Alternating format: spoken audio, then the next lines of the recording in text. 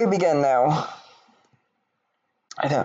Welcome one and all to the Magic Misfits. Jevil, you're not in. Are you in? Or am I just really blind?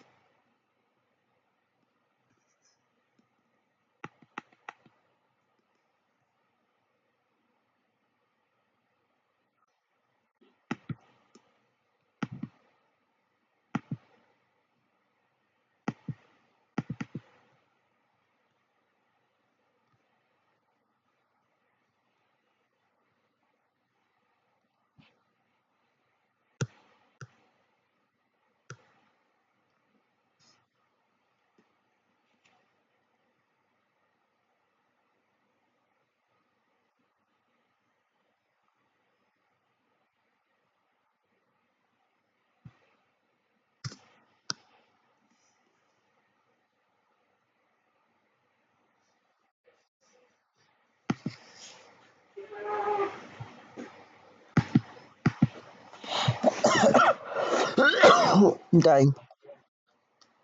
Okay, now.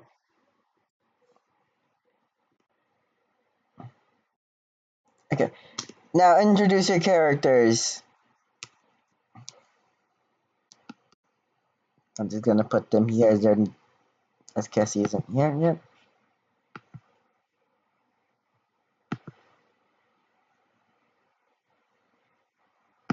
Yeah, Casey isn't here.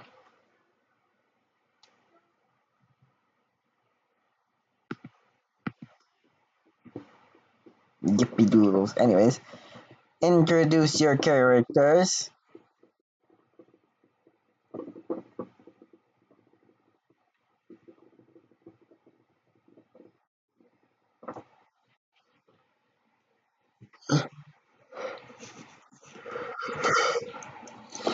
Enma.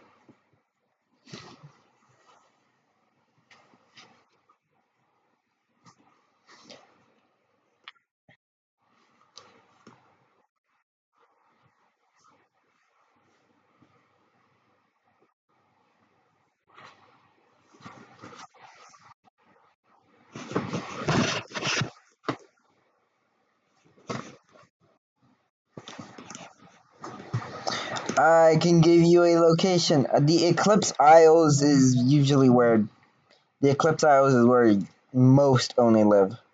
Not all, but most.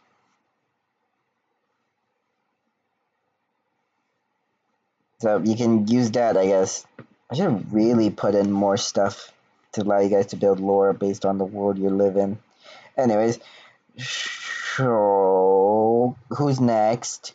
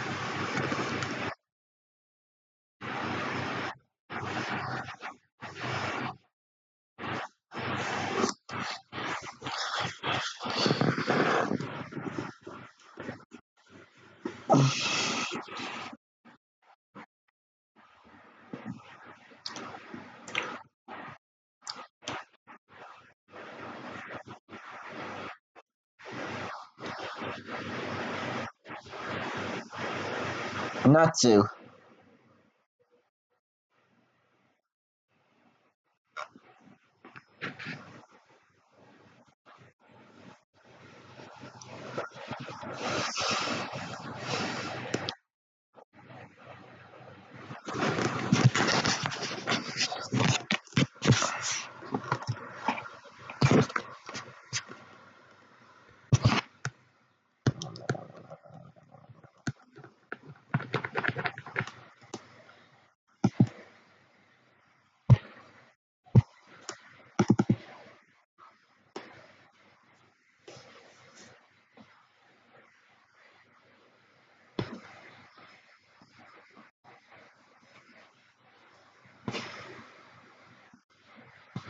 That and most and literally all of the water are incredibly cold.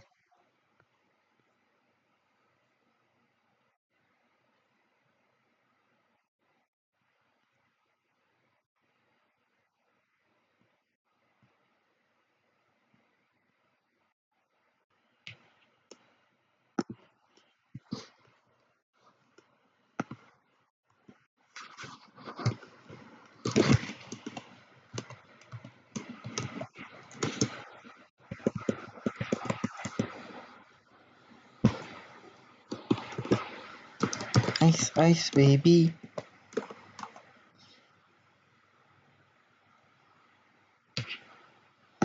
Okay, I have a question. What are you guys' mana point again? Like, did you guys actually put it up?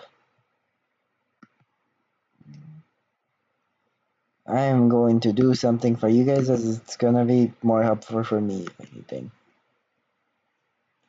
Anyways, as I'm doing this, as you guys are like, I don't know, actually, well, how about that way?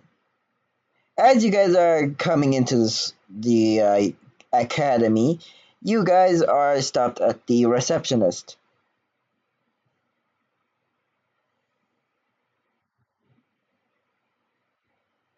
They appear to be a ghost.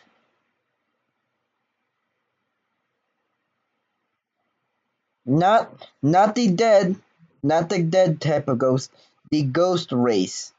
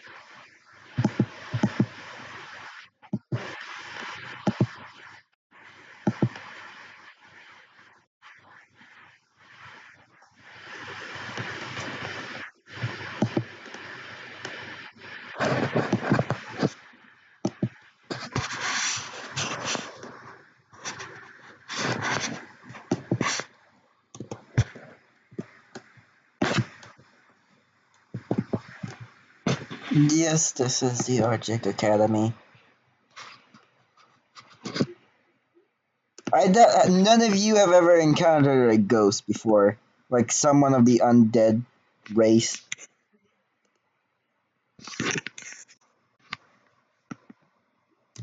A ghost.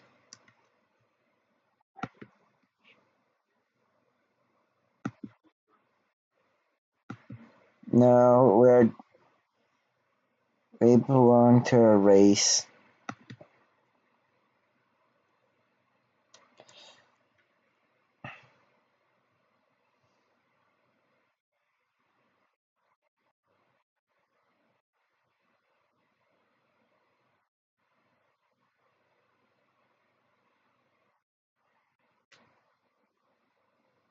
As he looks at you guys, he just says, "Oh, sorry." She says this.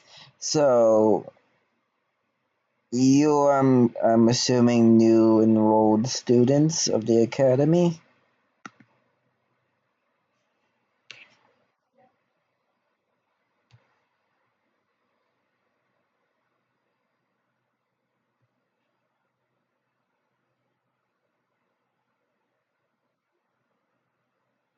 Yes, we send out letters.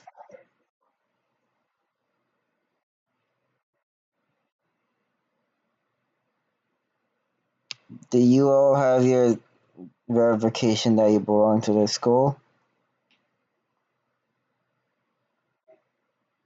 Yeah, give it here.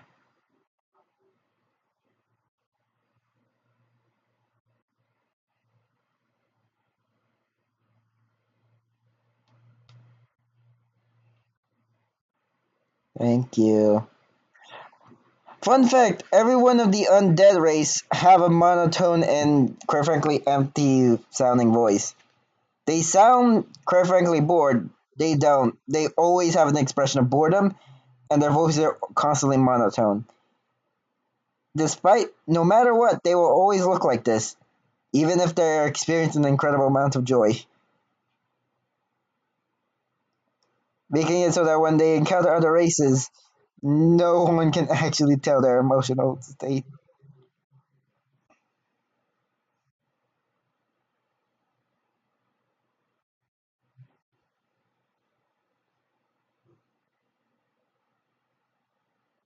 Anyways, as she gets the verification, she goes to grab some stuff. Here, she tosses you, Galaxy, a red robe, and to you and Jevil, yellow robes.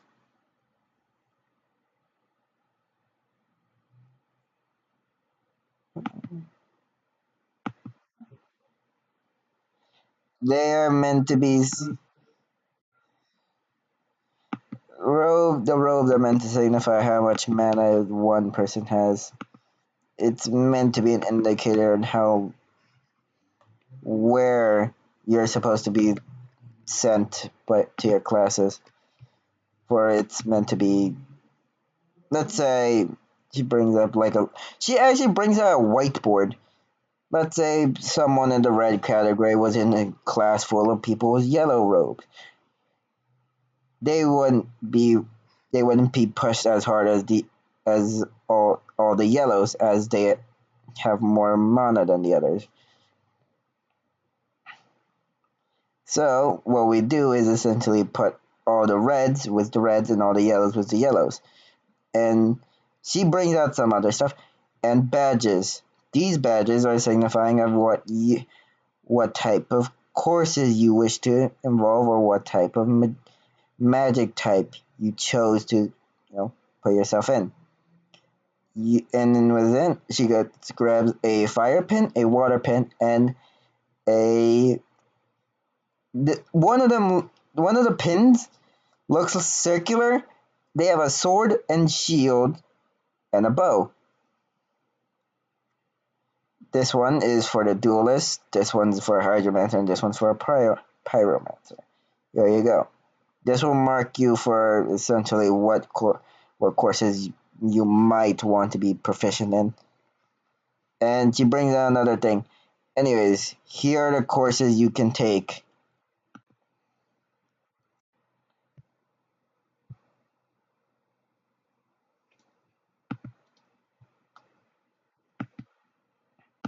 I'm gonna make another handout.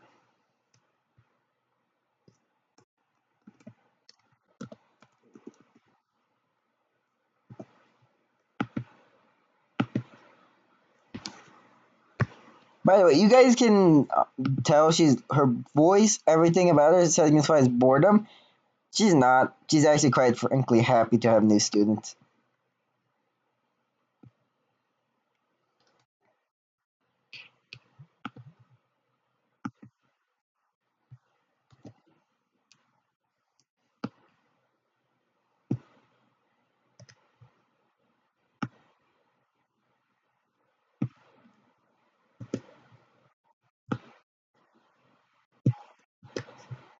People with very good insight can tell.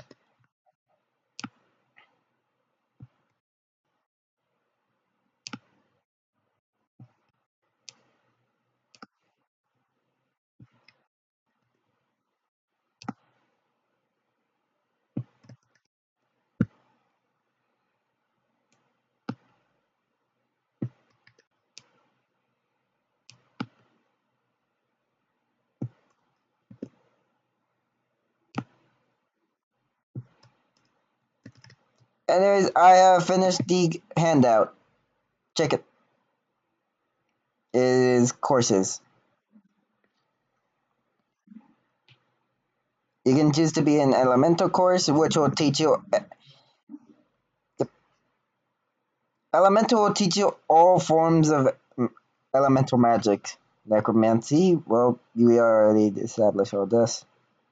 Potions will teach you about how to make potions. Botany will teach you how to deal with plants. And zoology will teach you about animals, magical and non magical.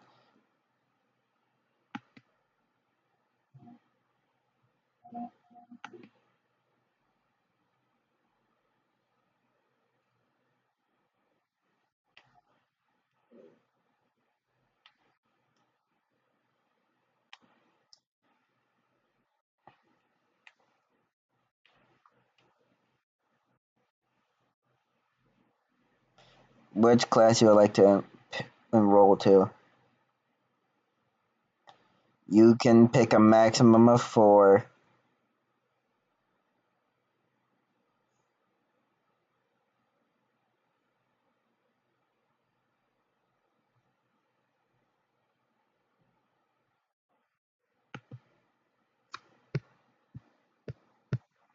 For. Am I cutting out actually? Okay, I might have a way to fix this. Anyways, bye. I'm gonna see what I can do.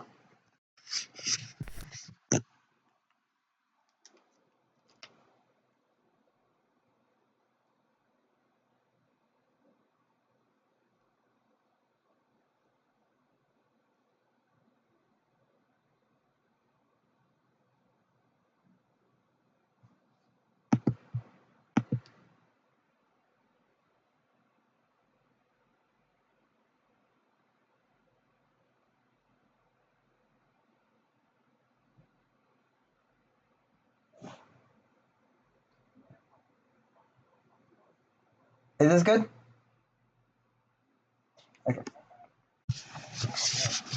Okay, so what courses are you guys picking now?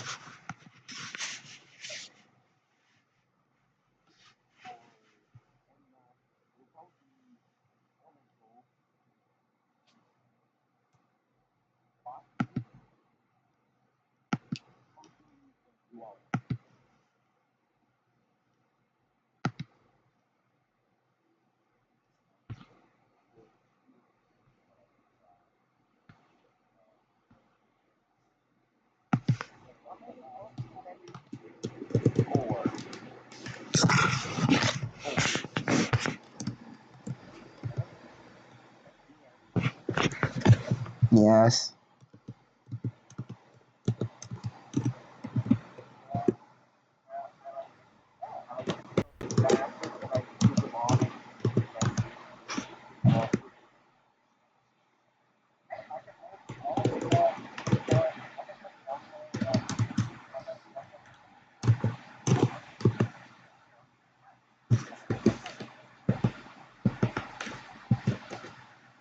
She points at you, Galaxy. What classes were you gonna take again? As you can see, she's not jotting them down.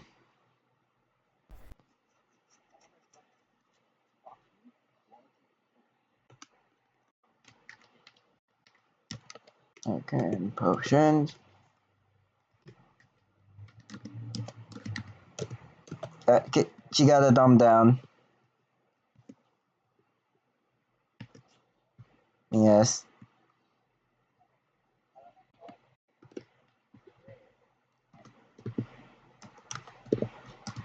Elemental divination, druidic illusion.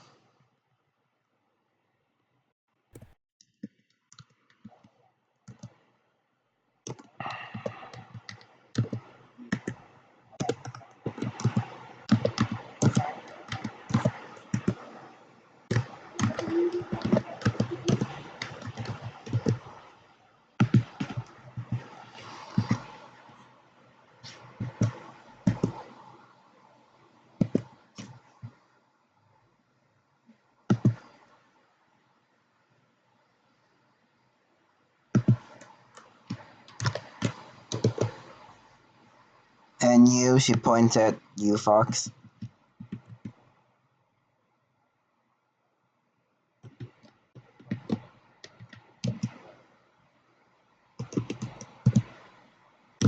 What was the three you picked?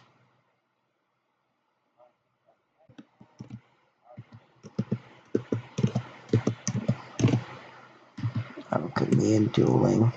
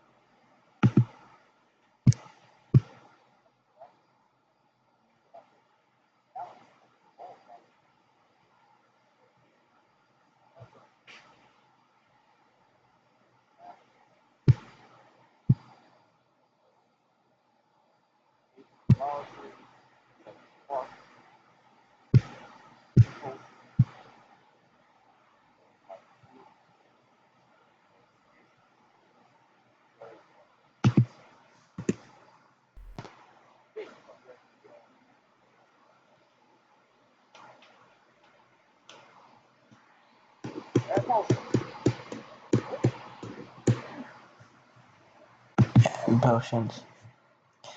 That we don't have many potions, teacher. Just to tell you, so there's a good chance you both will have the same teacher.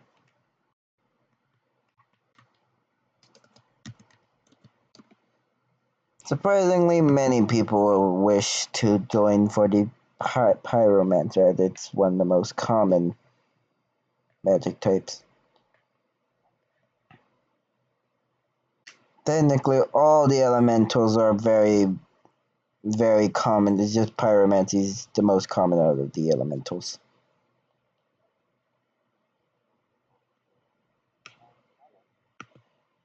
Actually, cryomancy is very popular for Sowain. Thing is, outside of Sowain, it's not common. If actually, it's one of the rarer things. Yes, for from if you're from Snowing, it's very likely you have one. If you're from anywhere else, not really.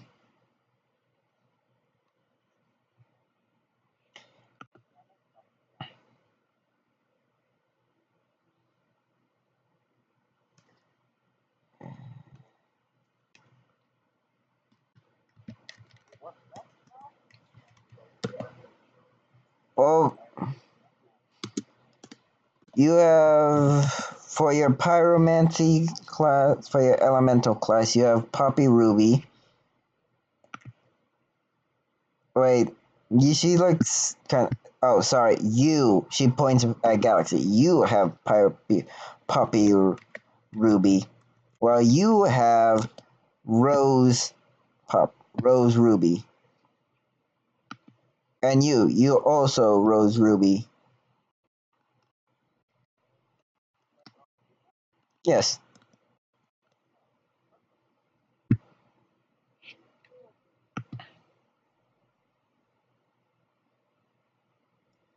you have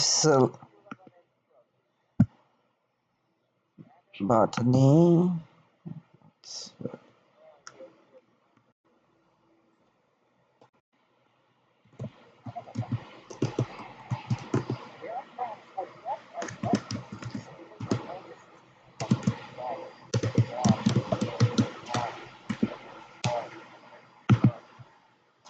and you have Clarence Wilt as your botanist, as your botany teacher.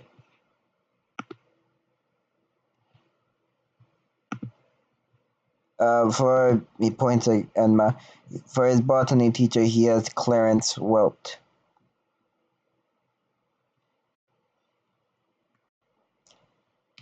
For your zoologist, you have Maple.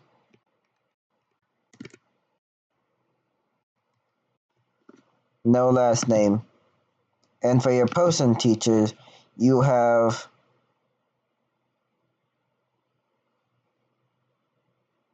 uh,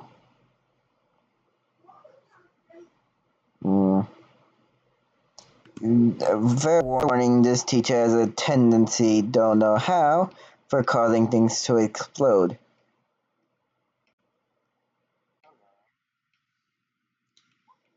Your potions teacher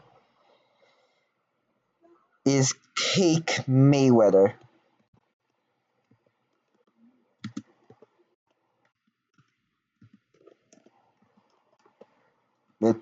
It's not that uncommon in this application.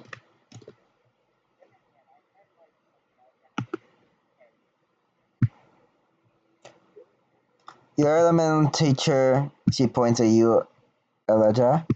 Elijah. You, Devil. You have Rose Ruby, Divination,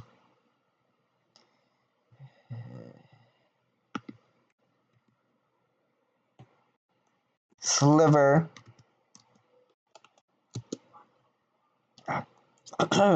You have Sliver Gold. Yes. Yes, Sliver Gold. Your druidic teacher is Alice. And your no, she has no last name. Then again, that is a common thing for many of the Druid of the Fae. Yes. She's a dryad.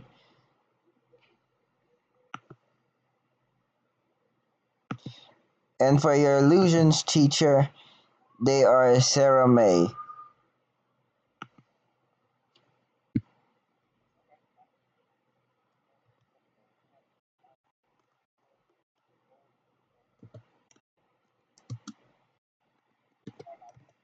Okay. And she points at you, Hataru. Your alchemy teacher shall be Sylvis Fod. Sylvis Fod.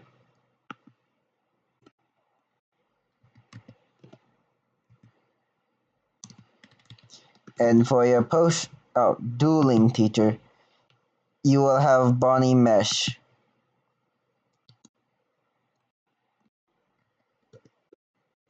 And for your potions teacher,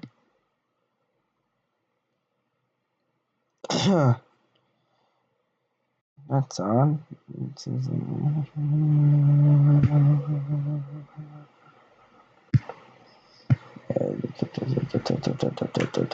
Here we go.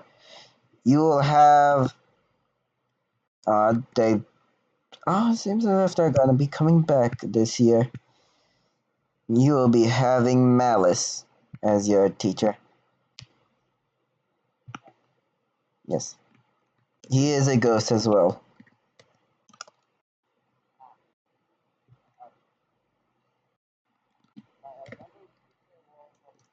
Rose Ruby.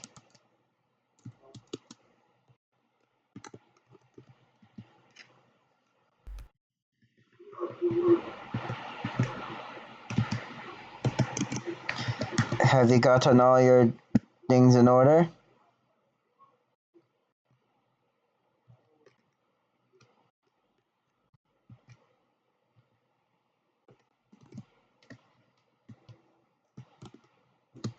Hmm? But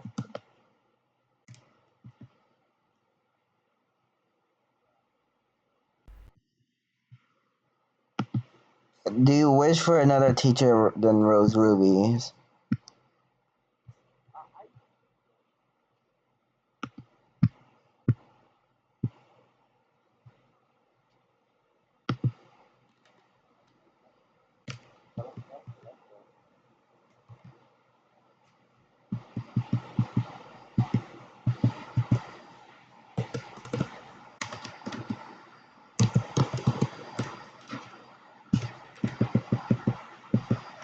Hmm?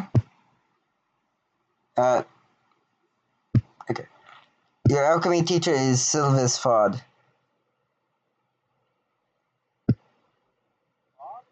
Yes.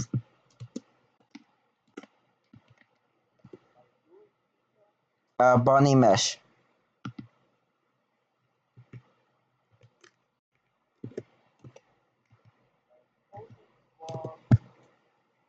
Malice.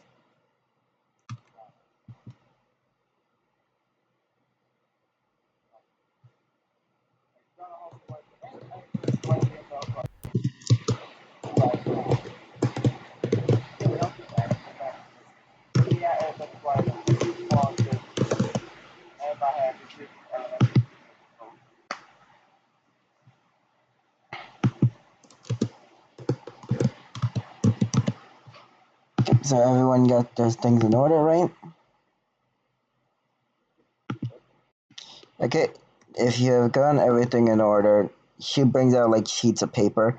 This will be your teachers and their room numbers. But before that, head to the auditorium to go to be orientated.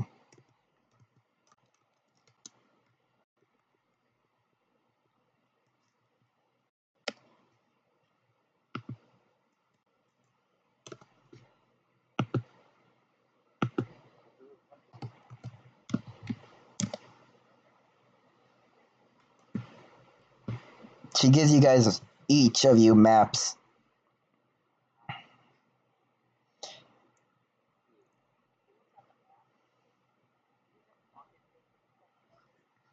Okay.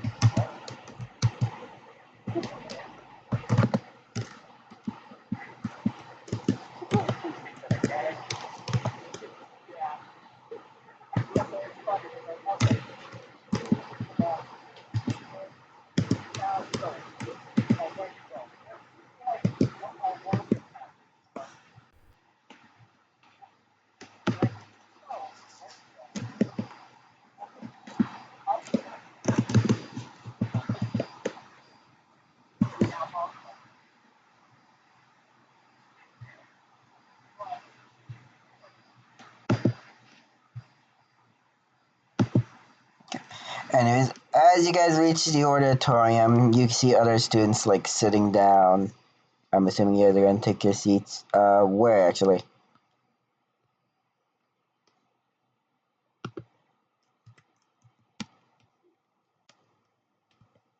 Uh, like in the middle row, front row, or in the back row?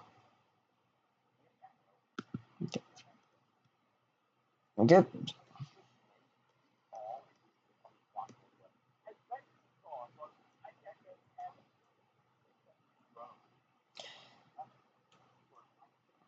Okay, so one of you go to the front row, the other to the back row.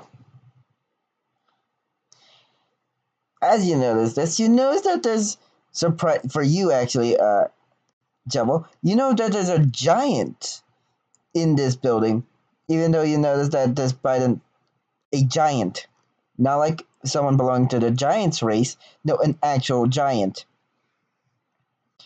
It seems as if they employed spatial time, space time magic in order to make it so everyone can fit in here.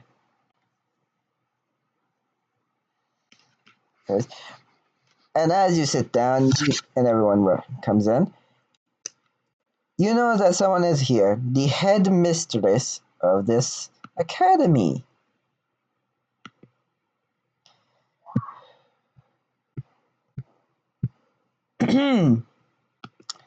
For all, thank you all for coming to our prestigious school. I am none other than Catherine, the headmistress of this school, and I am very much happy to meet you all. And for those who are gonna be here for the new year, I would like to implore you all to not cause any ruckus, as we will kick you out if we do find you to be unruly.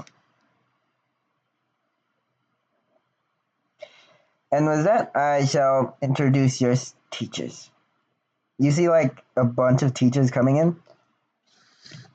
Some of them seem to be ghosts, humans, dryads, a bunch of other races. You see a mannequin or here or there. And and that's basically it. It's rushed in rather quickly, here and there. They give you a layout of the entire place. Like they did specify this. Breakfast shall be free, but lunch will have to be paid for. And we do have an in-house kitchen, so all our food shall be prepared in timely fashion, I sincerely hope. And so we also have a bakery in there as well. So if any pastry you wish shall be there, and if you wish to make custom orders, that will cost extra. So I do wish you have brought pocket money in to be able to eat.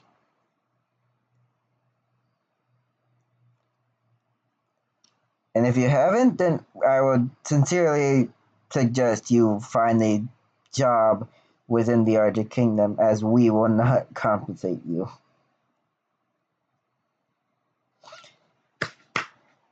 And also, the first 3 days we will let you roam around and not have any time, not have anything to study, only to get adjusted to the Arctic Kingdom, the where your classes shall be, and for enough time for you to buy the materials needed for your classes.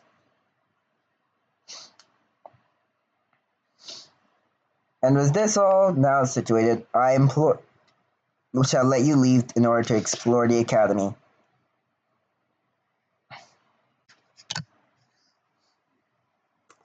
Okay. You guys were in there for a solid hour.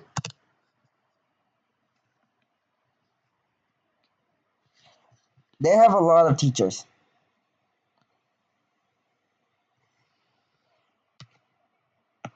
Yeah.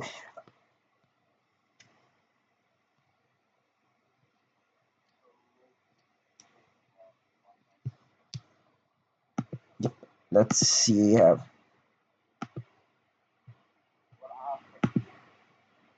Hmm? Oh, you want to? Okay.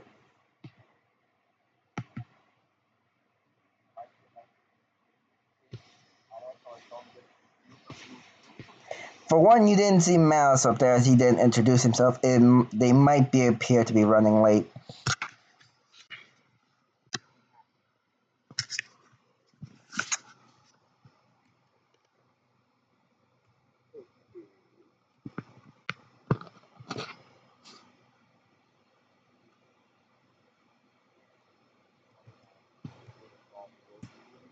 Yep, you can see them.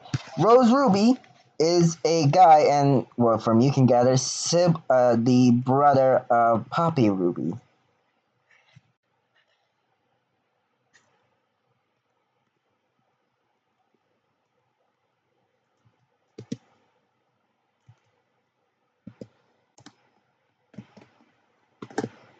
Poppy Ruby.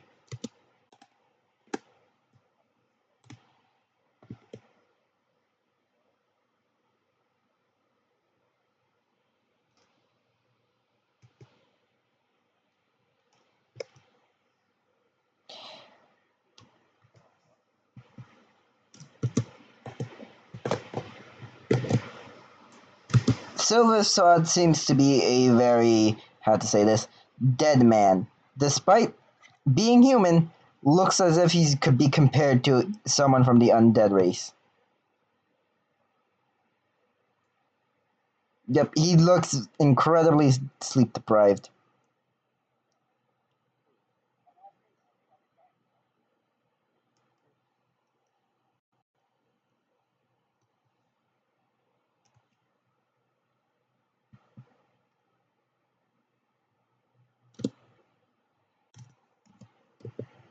And for Bonnie Mesh, you notice that she has wolf ears. Thing is, you don't notice that a tail, which is odd because all Monoking, even those as humanoid as they are, have some significant features of them, including ears, hands and feet, and a tail. For her, you can only see she has wolf ears and that's it, which seems incredibly odd.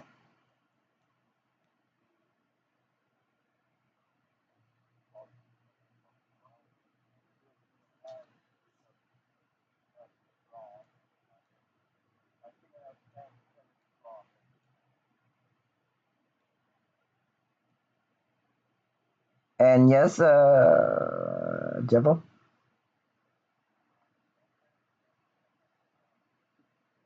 Bonnie Mesh,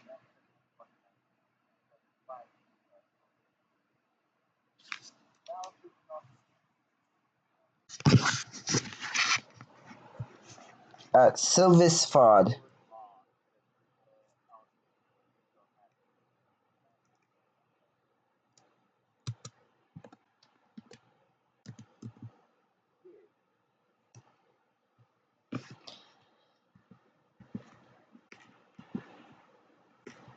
Okay, yeah, I was just starting with him. I shall get on to the others as I need to. Okay. For you, Rose Ruby is a abnormally tall woman. Still shorter than you. Thing is, you can notice that her arms, while skinny, are weirdly long. All of her limbs are weirdly long, including including her fingers, nails, and neck. That's weirdly disturbing. You you can obviously tell that Rose Ruby is old. Oh wait, fuck it. No, you have Rose Ruby. You can notice that Rose Ruby is is related to Poppy Ruby, not only because of how they look, because they share a similar color scheme, but because they wear seems to have a matching gimmick. While Poppy Ruby seems to be more of a circus clown, Rose Ruby seems more like a jester. He is actually shorter than his sister.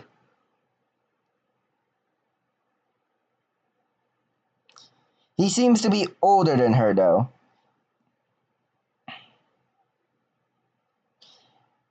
And for one thing, you can notice he seems to be very arrogant.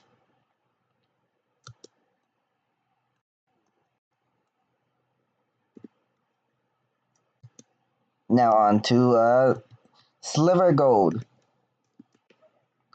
Sliver Gold, he seems to be an eccentric man as he seems to be wearing a top hat and monocle.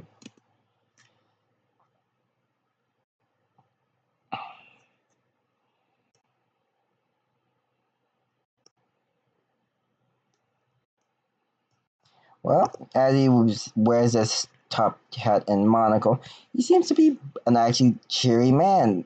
He seems to be, how to put this, weirdly happy. Every time you see him, he is never not smiling. It doesn't seem to be like a creepy or like offsetting smile. No, it's a genuine smile of happiness.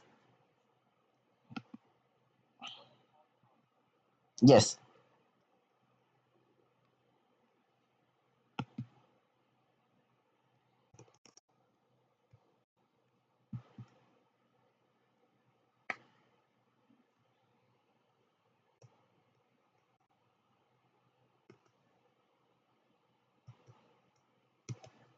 And now on to your divinate. Oh, sorry, that is your divinate. To your druidic teacher, Alice. She seems to be a dryad. As plants are coming off of her, more specifically flowers and other such things as vines. She seems human, but you can tell that's not really what they are.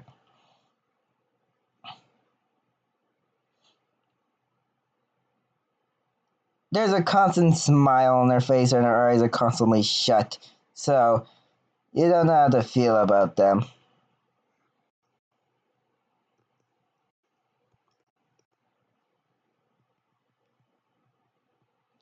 And on to your illusion teacher, Sarah May. I'm just gonna put it simply. You can tell she's a bitch. She has a constant scowl on her face.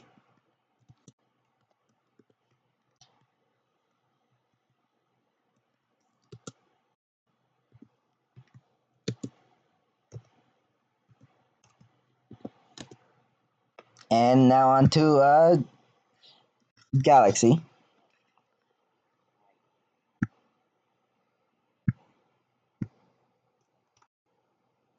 Well, your Poppy May, as I've said before, is weirdly elongated limbs and has looks like a clown.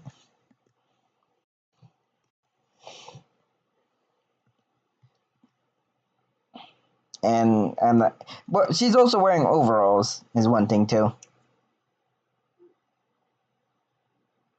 Wait, are those, no? Those are not overalls. Those are suspenders.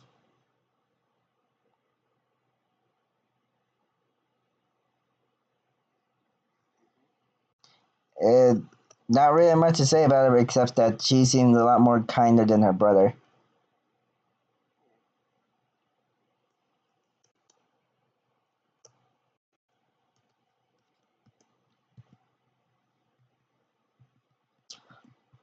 Now on to Clarence Wilt. He, how do I put this, is very dead looking. He doesn't look dead. It's more like you can feel like an aura of death around him.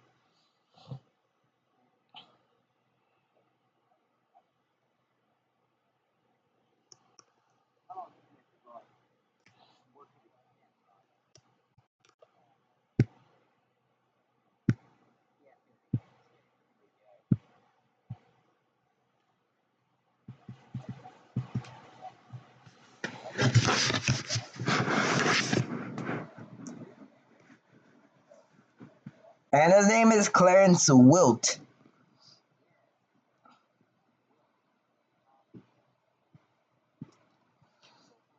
And as you know, as your zoology teacher, they seem to be a pixie. One thing note about pixies, they are the more evil version of fairies. While fairies are known to be as somewhat evil, they aren't as much as pixies. As you can obviously tell by your teacher, they seem to have some mischief on their minds.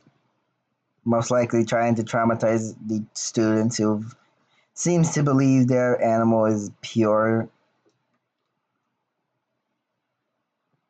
Like like children whose favorite animals are penguins. Or others. Yeah. And then your potion teachers, Cake Mayweather. She, how do I put this, is a dwarf. Yes, a dwarf. And one thing to note about her, how do I put this, is wearing an apron. She seems to be as if she's supposed to be a baker, not a potioneer.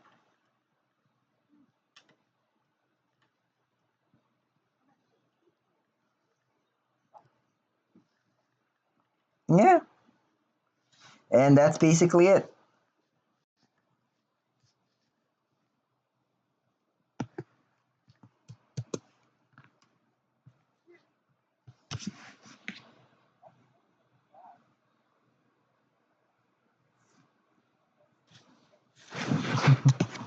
Yeah. Anyways, I'm assuming you guys got one gun. Okay, so you guys were allowed to roam the academy for a bit, like for 1 hour. Where are you guys going first?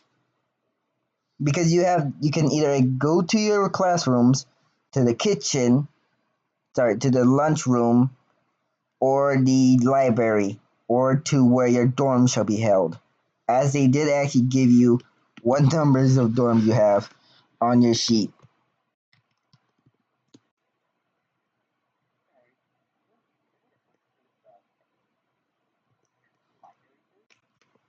Okay, you shall go to the library.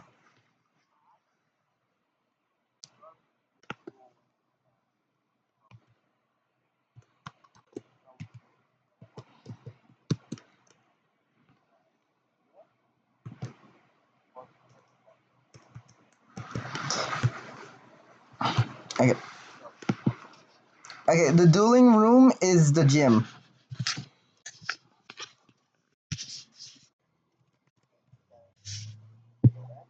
More specifically, the fourth gym, gym number 4.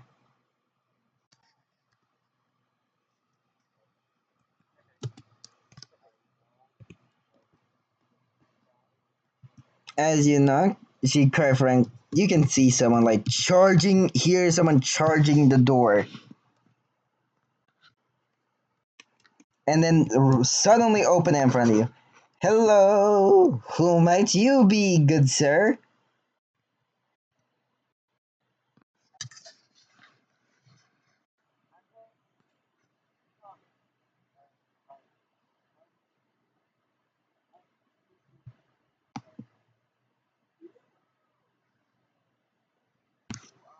Bunny Mesh.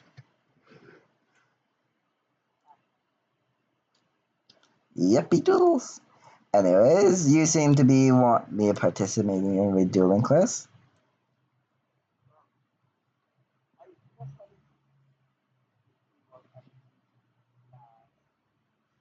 Ha. Thing is, that's dependent on completely on you, considering the dueling class is completely based on those who either like fighting or want to get into warfare.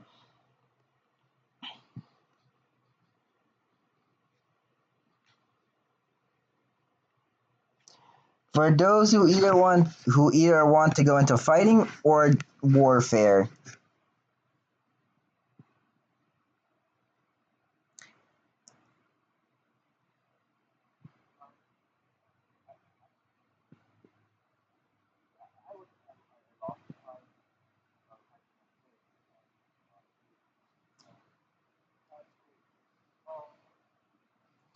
Well, that seems to be good enough for me because fun fact about Arctic, we hold a monthly celebration.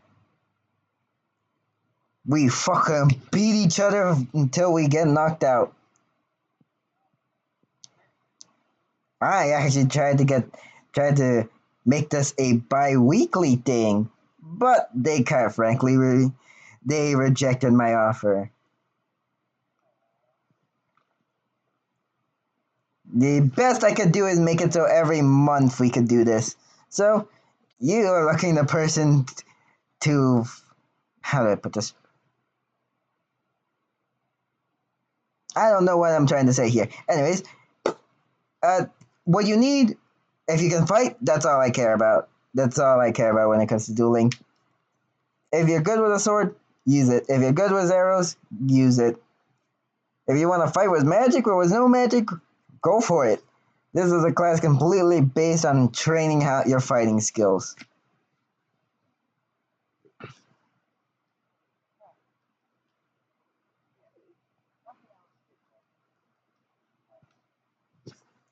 Nice.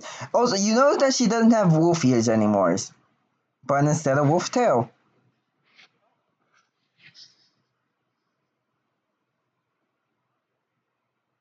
She doesn't have wolf ears anymore, but instead of wolf tail.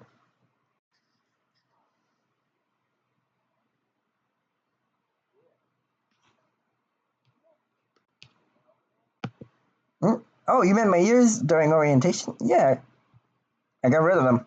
I brought my tail out though.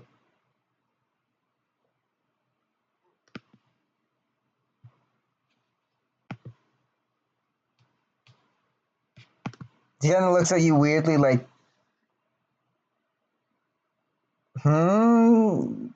you got a question?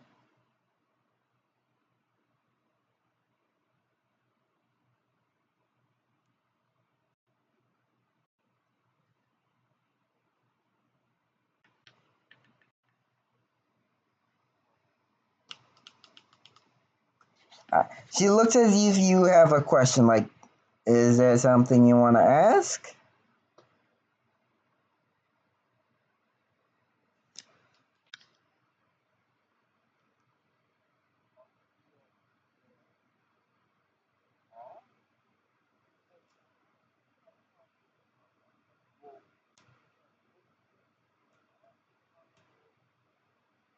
Yeah, I'm a werewolf.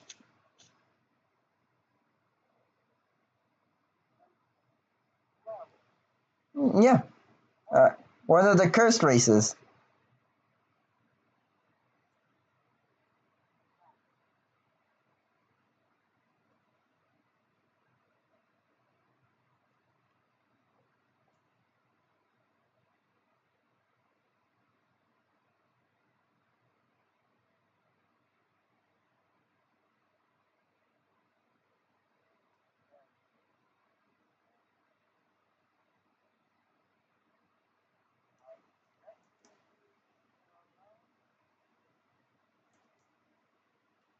Hmm? What?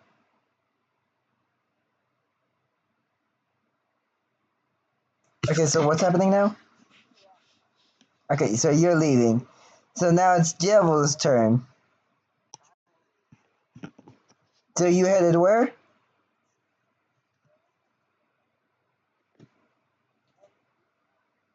Okay, they gave you the door room 321. Fun fact, these dorm rooms are basically apartment buildings. So as you reach your apartment building, you notice that's pretty spacious actually. You have a yes, remember time space magic.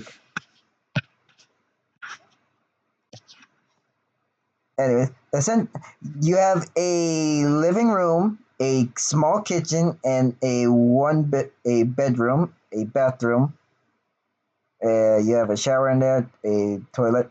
You have a double bed. Uh, what size would that be? A queen size bed.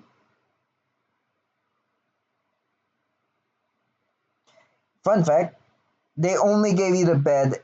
You have no dining table or nothing. You have to buy all your stuff.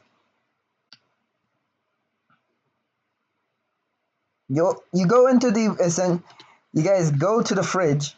There's it's empty.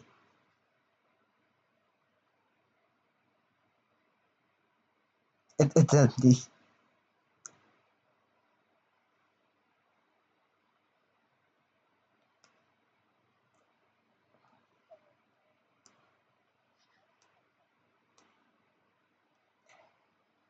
Not really cold in here actually, unless you want to turn up the AC.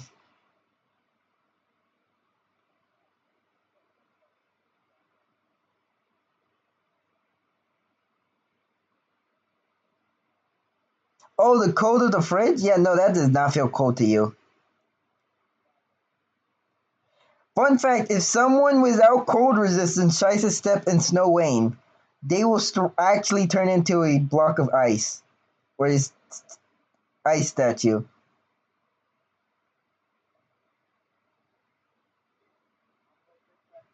No, genuinely, from other humans, you are genuinely built as different.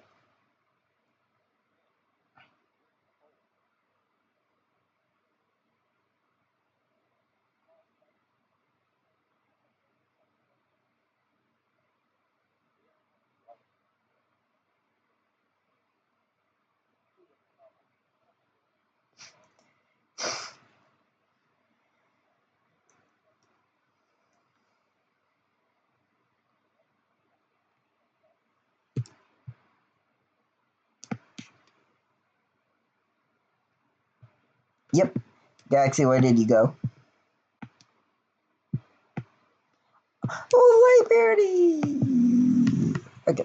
So actually, who has the morning shift for the library? Ah, Yata.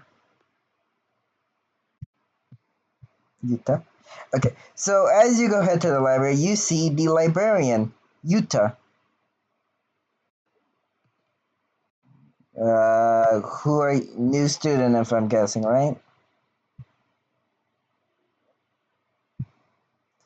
Okay. Uh, hello. This is the library. I'm the morning. I'm the librarian for the morning shift.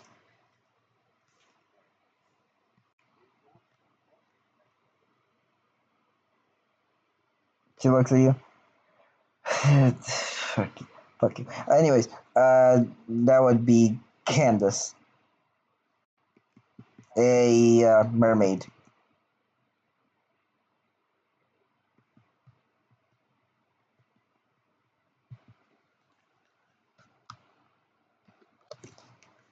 Uh, the name's Utah.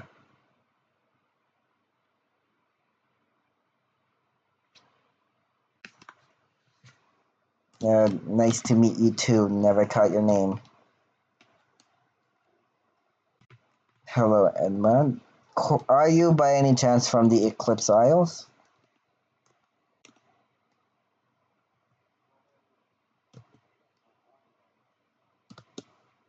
Huh. Neat.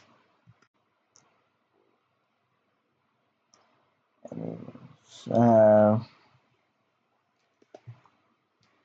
what? You can look for any books. We got books for learning other stuff.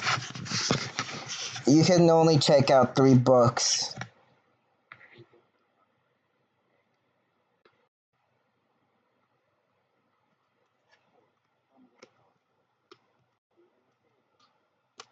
I hope you don't.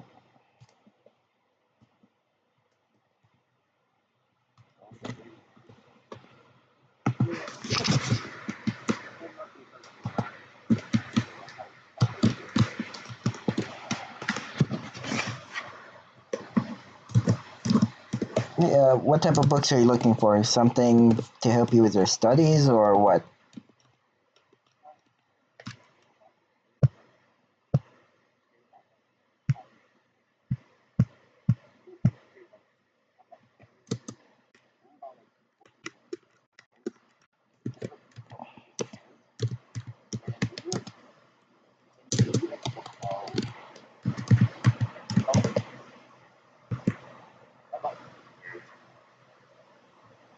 Okay.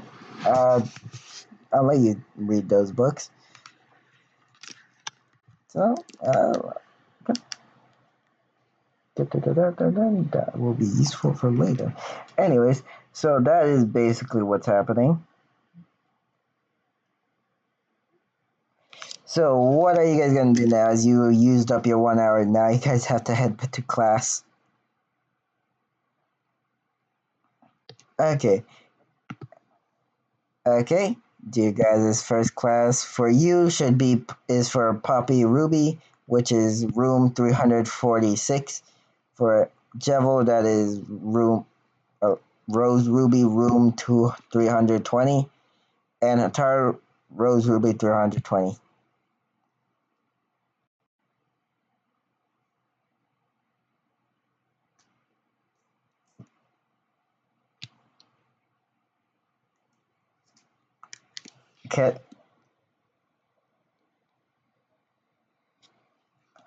For you guys, bland as shit. Like there's no decorations.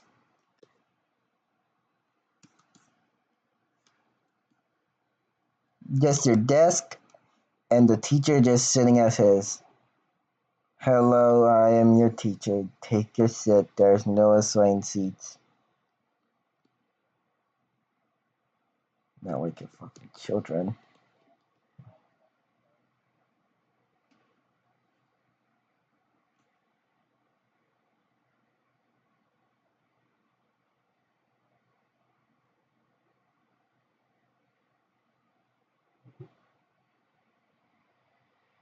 Mm.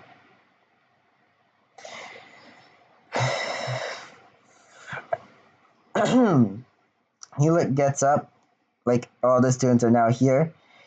Hello, I am your teacher, Rose Ruby. I am your hydromancy teacher.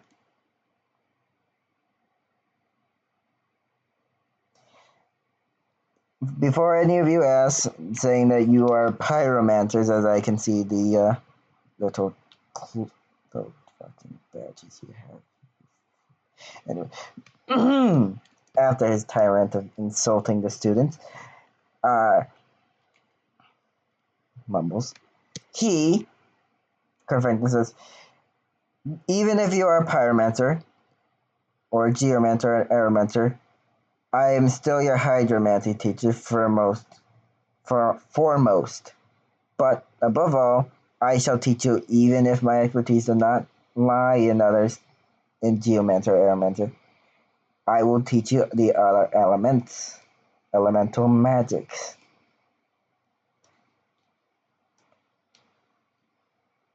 So does anyone here have questions?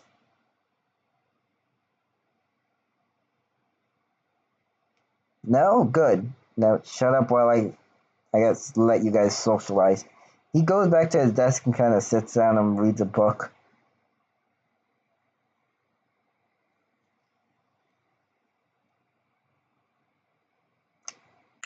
Galaxy, now your turn.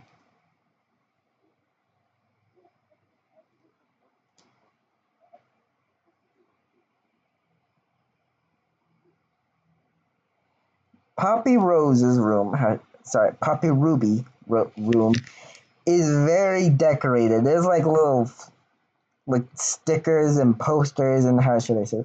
She has little streamers from hanging from the ceiling.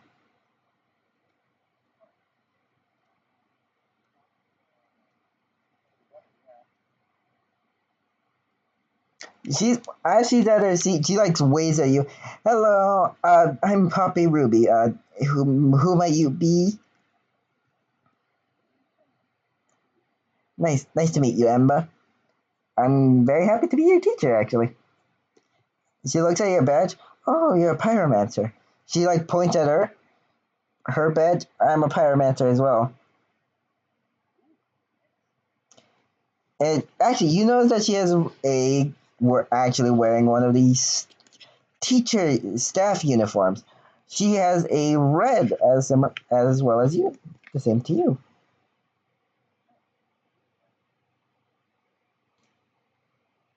Uh, I mean, I am a teacher, so I should wear my uniform, shouldn't I? Anyways, oh, this everyone's here. Okay. She like gets up to this podium and says, "Hello, I am Poppy Ruby. I'm gonna be your elementalist teacher. I shall teach you all the four base of the elements, and then and if depending on whether or not we get to reach your second year, and if you decide to take this class again, sorry, this course again, I shall see if I can teach you what I can about the secondary elements, such as cryomancy and geothermomancy and electromancy. Any questions?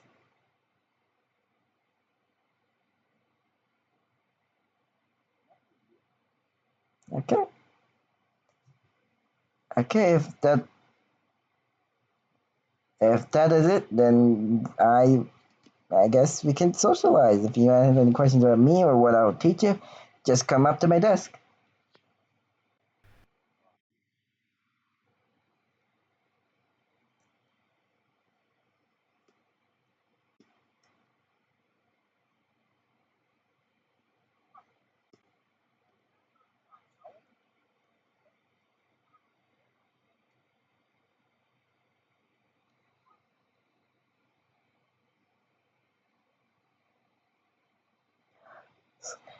Jevil is not slither, it's sliver.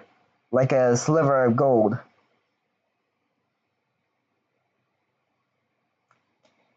Also, it's not Sarah, it's Serena.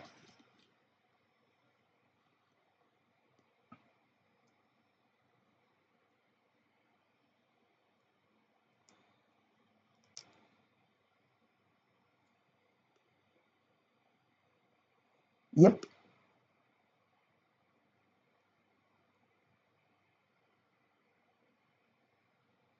Well, he looks at you. Could I fucking ask when I was at the party, but no. Well, you have to get. He like brings out a sheet of paper. Here, it says like basic knowledge of the elemental, like books about basic elemental magics, studies on how it's used, and then a third book on safety.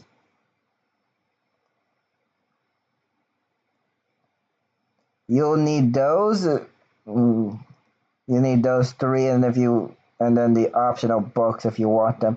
One of the two optional books is about the history, and the other is actually about how to implement magic into machinery.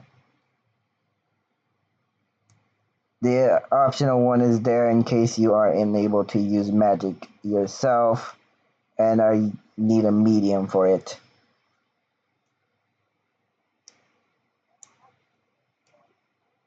Okay, then. You can find all those books in the library. We have several copies of those books.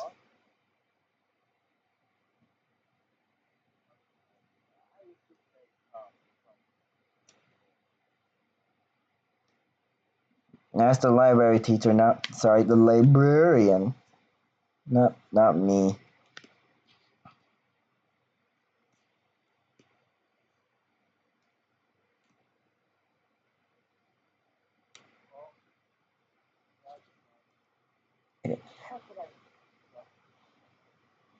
Okay, who wants to go first?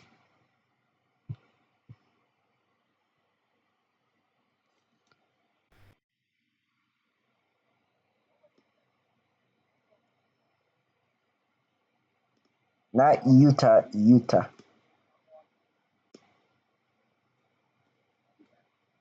Like yeah, like film red.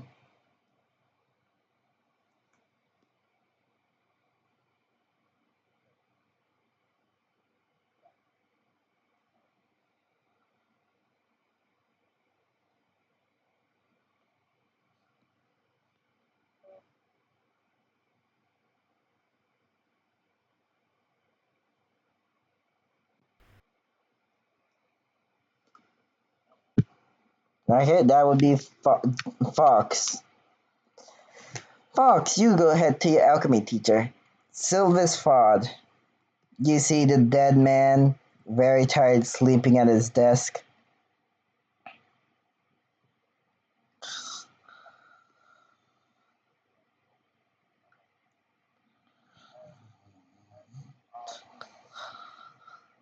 Oh, he's still asleep. The guy seems to be like hasn't slept for 3 days.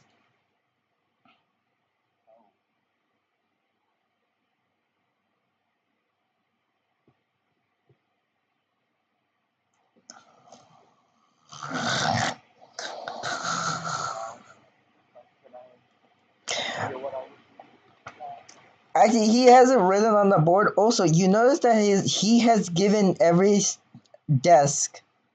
Technically, it's quite frankly, it is spacious, by the way. The classroom. What I mean, have you ever very spacious? It's really also he given every desk at the chairs a complimentary pillow.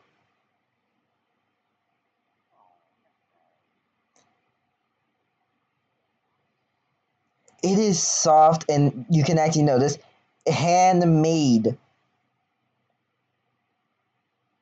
He might have actually, you can guess the idea that he made all these pillow himself, and that's why he's kind of tired.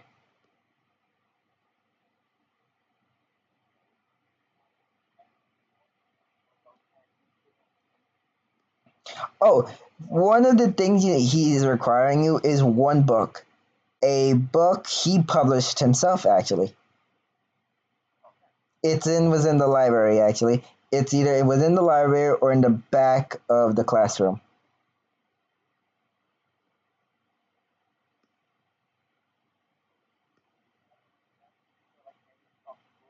Yeah, he has it right there. The Fundamentals of Alchemy. Author author Sylvis Foss and co-author, where is he? I'm pretty sure his name is Jonathan. Ah, yes, Jones Joseph.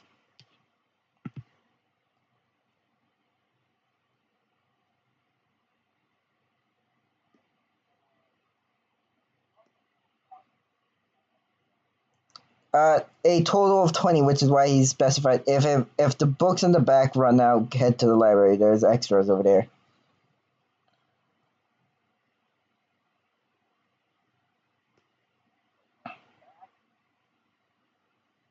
Yep, and that's your second classroom.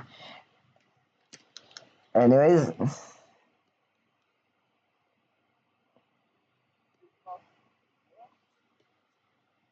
right? You didn't see him in orientation. He might be have arrived. Yes. Who's next?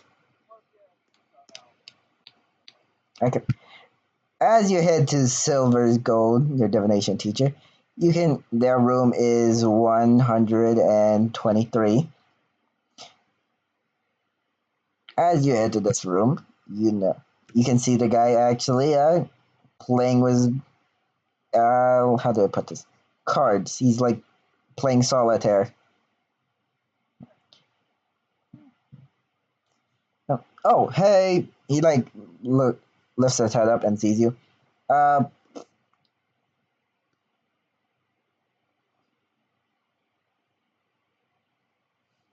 yep, divination.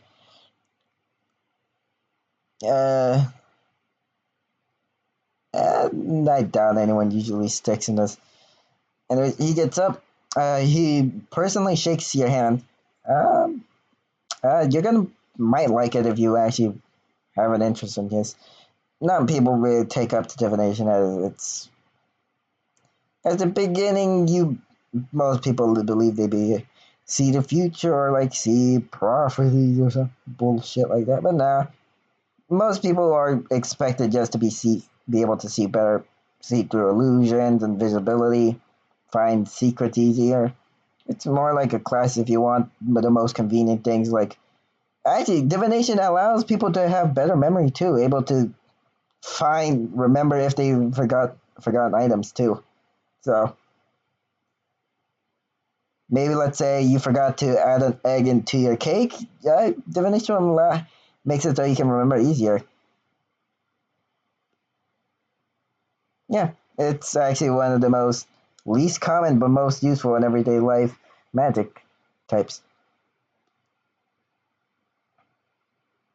And for things you need, actually, there's not really much you need. If anything, I have all the items over there. Look, you can actually see there's like a little basket at the next to his desk. Uh, like I said, you don't really need much for this class, and I already have it on hand. If I run out of materials, I can always just head out the next day. So, yeah, that's it. If you want to stick around and just chill or just head to your next class, then you can.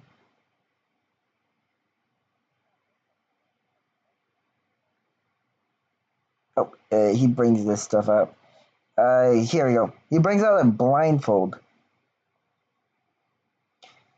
Divination now should it Divination not only enhances one's ability to perceive things, but it also affects any form of senses, such as sight, sense, touch, and hearing, meaning it allows people to perceive things they can't normally can't. So, to say, I bring out the blindfold so they can actually learn how to use divination to see without having to open their eyes. Yeah, it's one of the best ways to teach people.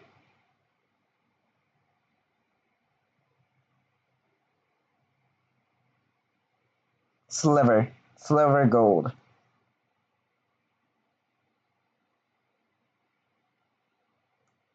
So yeah, he goes back to the place out there. Galaxy, you head to your botany class. As you enter your botanist class, you know that's weird. For one, it's 100. The room is 146. As you head in there, the moment you step in there, it's as if you stepped into a greenhouse. No, there's an actual glass ceiling.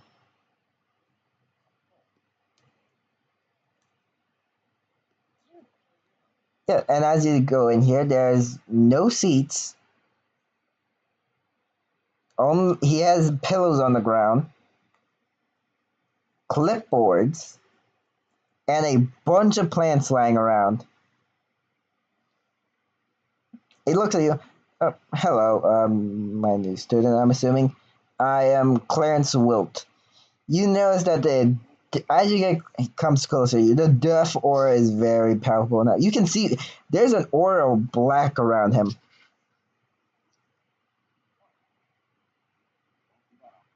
Hmm? Oh, do you mean this? Kind of just. Oh, it's thanks to my mastery in necromancy. I was actually born with it. Oddly enough.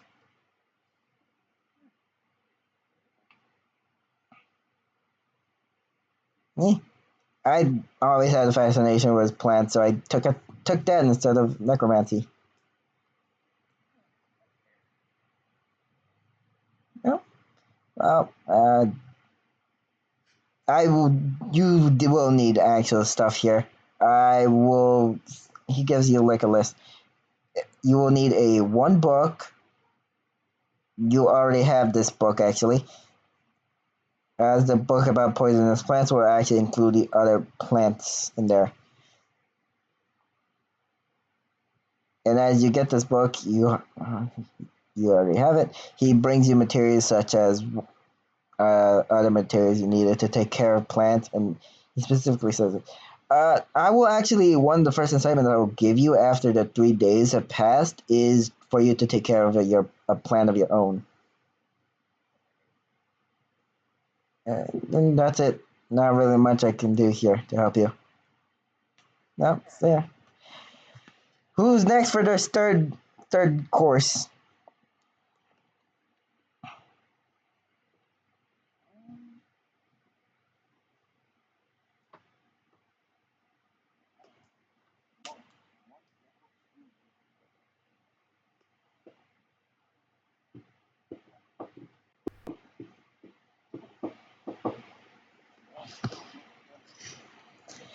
Woohoo! Wow, okay.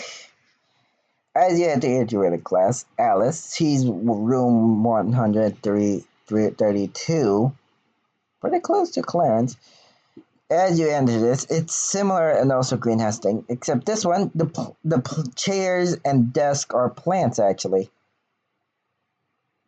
as if the plants are being controlled by her to be acting as desks and chairs. I'm assuming you walk up to her. Oh, aren't you a tall lad? Anyways, uh, welcome to my classroom.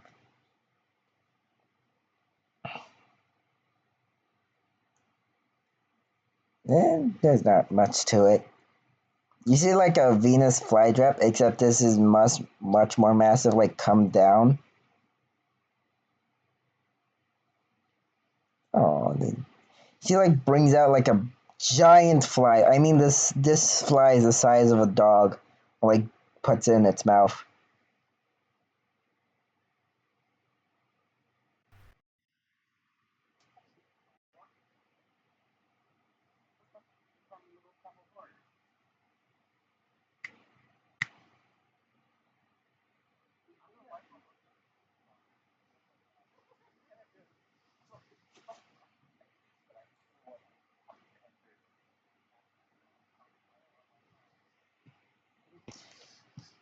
Anyways, she looks at you and says, there's not much needed for my class. If I'll write out everything and give you guys notes.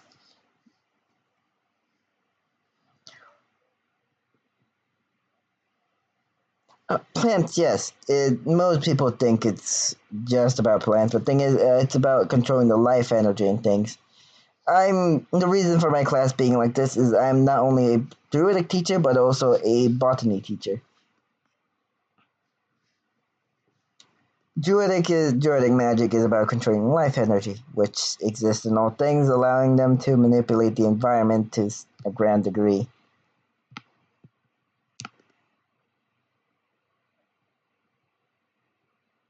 In a sense, yes.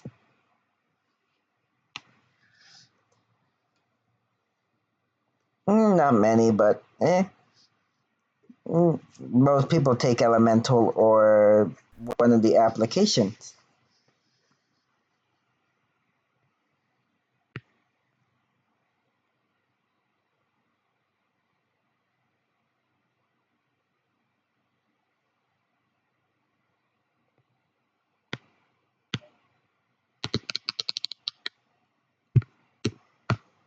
Okay, so who's next?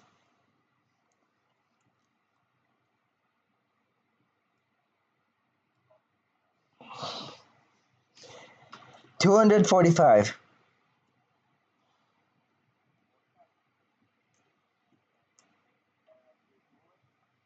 Uh, the fourth gem. And for you, Jevil, yeah, your divination 123, druidic 132. Yes, for druidic.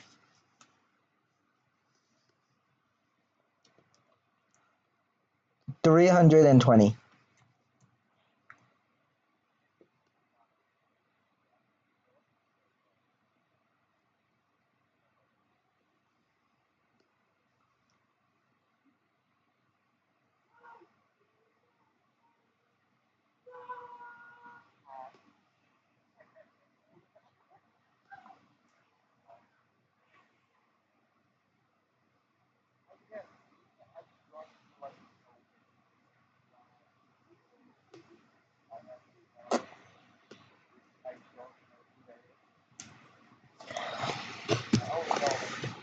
You've already been to your third, which is Bonnie Mesh.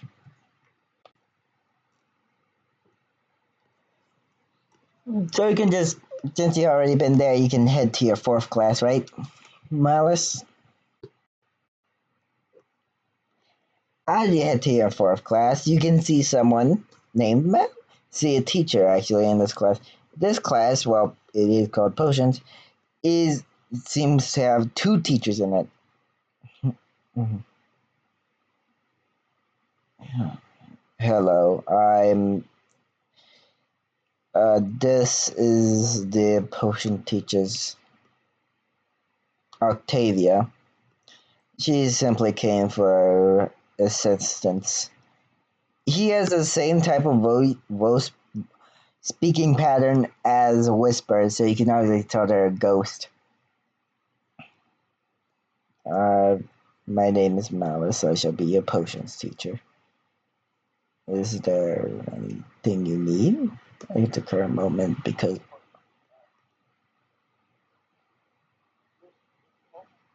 yes, all the materials I will have will be provided as I have it all in the back. including materials to prepare the potions. The things will be used to make the potions, and the vials will all be provided.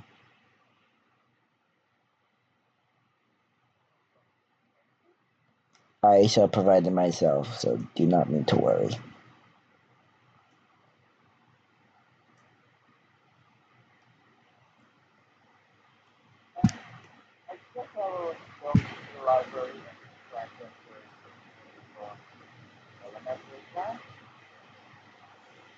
Do so. Okay. Galaxy.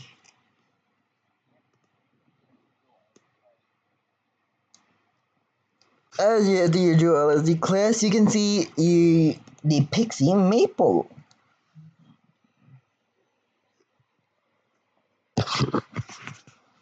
Oh, ooh, hello there.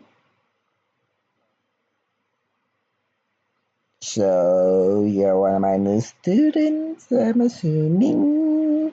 Also, room number for Maple 578.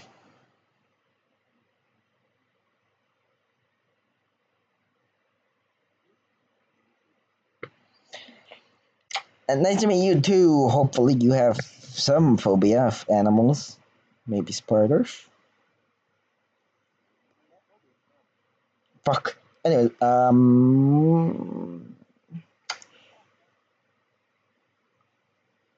don't know what to do at the current moment.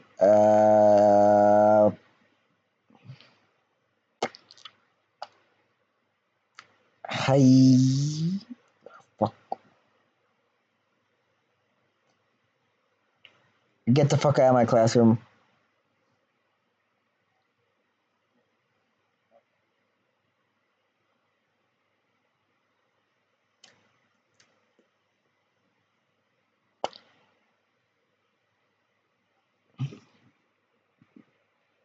Yep.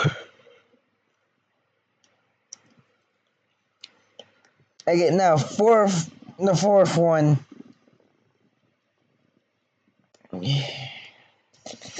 Me. For Malice, 390. Yes. So who's next?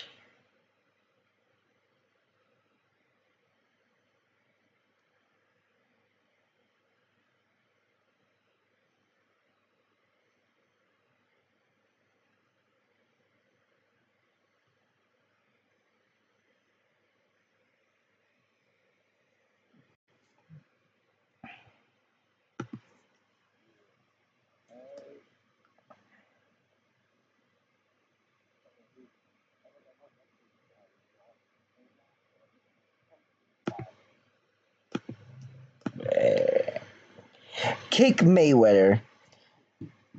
As you head there, you see the dwarf putting on a mask. Oh, and she like takes it off and comes up to you. The name's Cake. Nice to meet you too. What's your name, might be? Nice to meet you, Emma. So you're taking up potions. That's nice.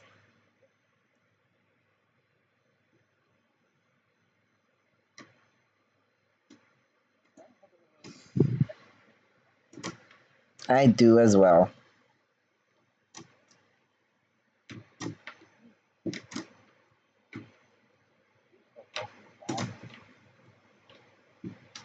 No, it is.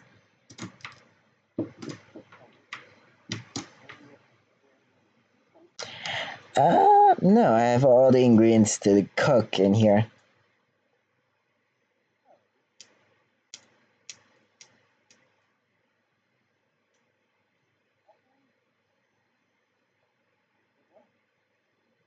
I hope so as well.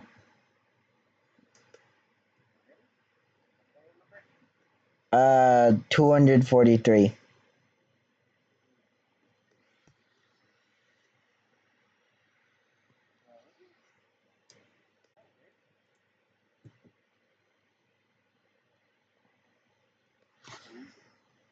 Serena May. As you head into the class, the place seems like a prison.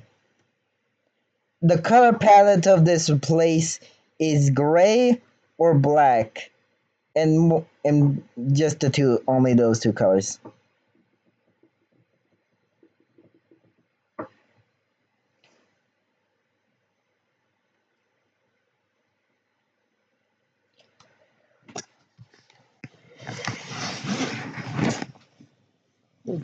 As she sees you come in and simply says, points to the board, read it. On the board, it says a book on illusionaries and illusions, the philosophy of people's mind, a psychology book, the biology and okay, what is it? What? How do you say this word?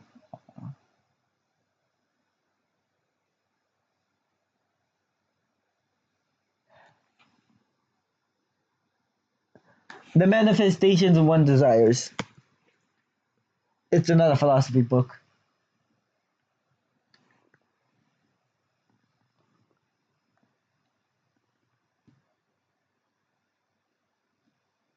And a book on the basic fundamentals of illusion magic.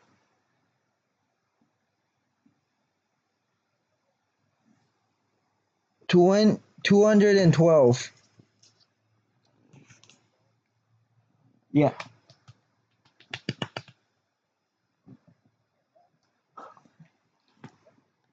So where are you guys heading now? Fox is heading to the library. You guys are heading where?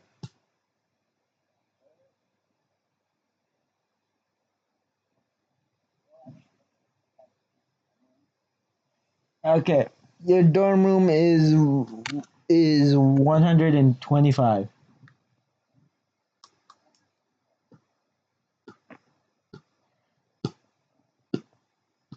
Anyways, you head there. It's the exact same as Jebel's dorm room.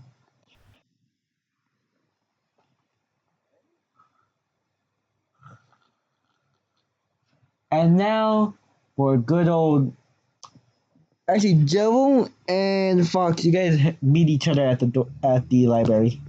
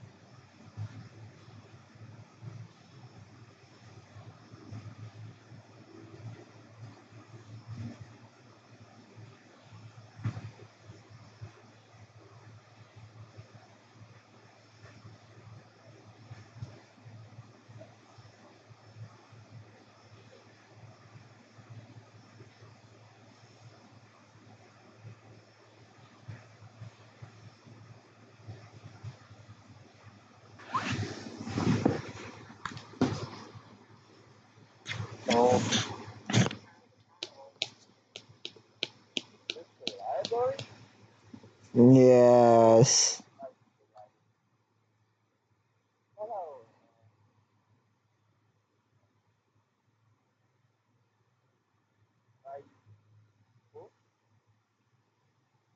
Okay, as she says, about to say what books, she noticed that the clock strikes 12. Well, morning shift is over. It's now for the afternoon. Bye. She leaves.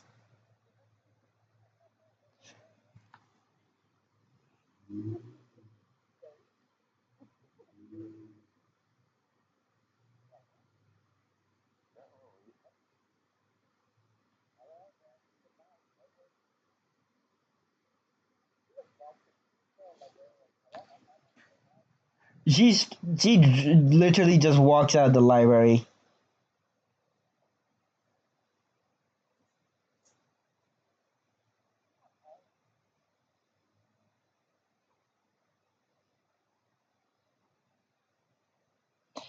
I can barely hear you. I'm just gonna say that now.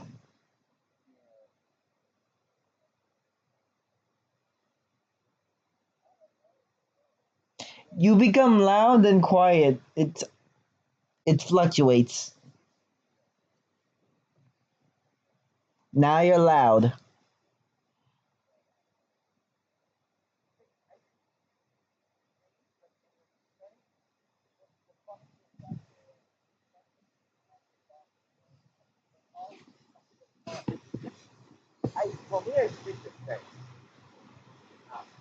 Did you get closer to your mic? Okay, then it's just Discord being weird or your mic being weird.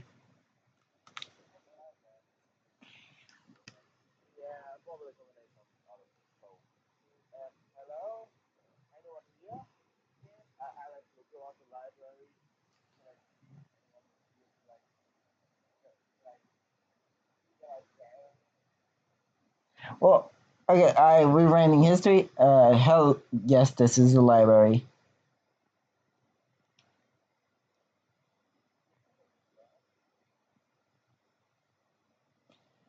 Uh, no, we're rewriting time.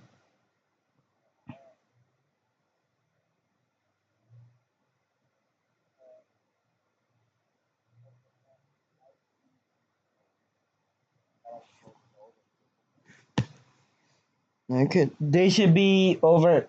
It strikes 12. She gets up and leaves.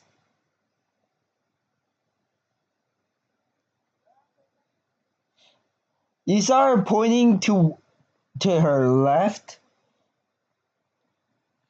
That's it. That's all you saw before she got up and leave.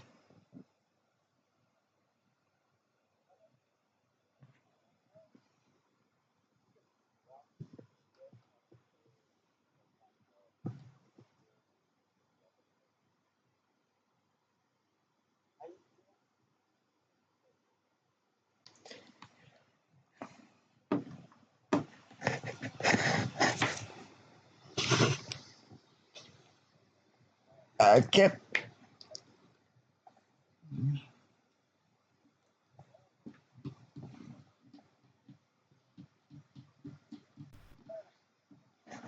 You'll find the book.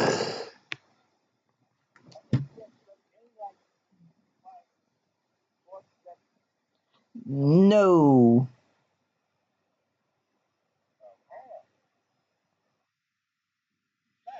You find a you find a leftover sandwich on a desk.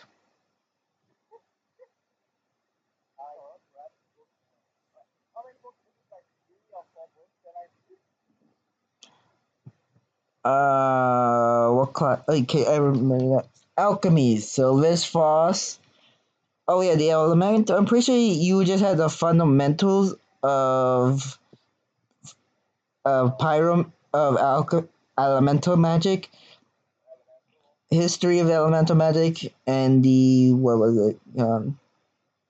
And the usage. No, sorry, the safeties of using elemental magics, like how to properly use it without hurting yourself.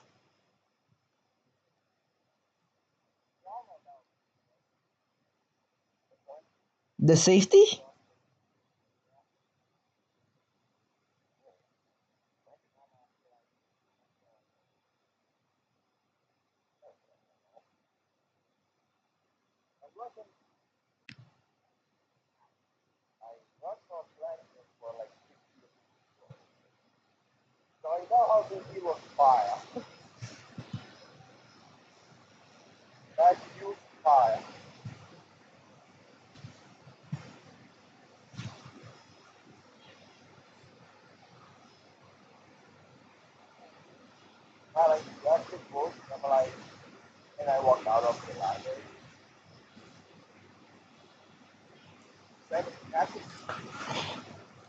You know that the and did you? I don't believe I scanned those books.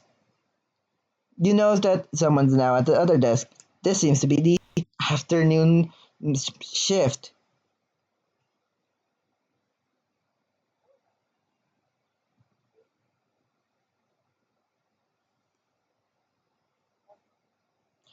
No, you only need to pay if you can return them. You can only check out 3 books, though. She scans them, and this you should put your record. Yep,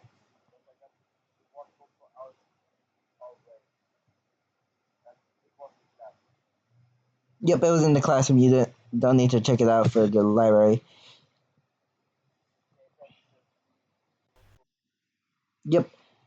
And as she checks it out, she gives it to you. If you will be for 2 weeks, you won't have to do anything. But if you don't return it in those 2 weeks, we will charge you 5 silver pieces.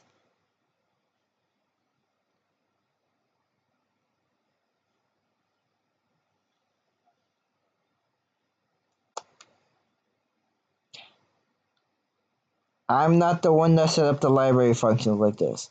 If you want to talk to someone, speak to administration.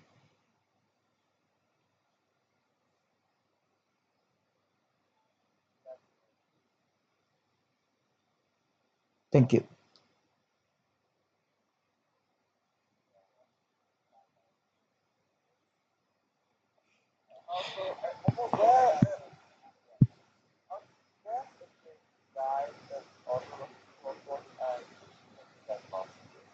How do you get lost in the library? She literally points at something. There's there's there's nameplates on these shelves that tell you what the category of magic. And then she points at another nameplate, that one's history, and then they are sorted by letters, alphabetical letters too.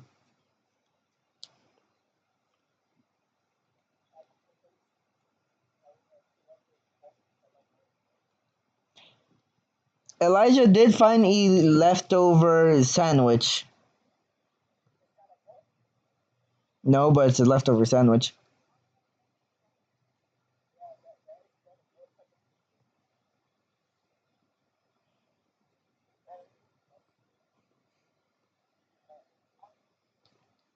Have a good day.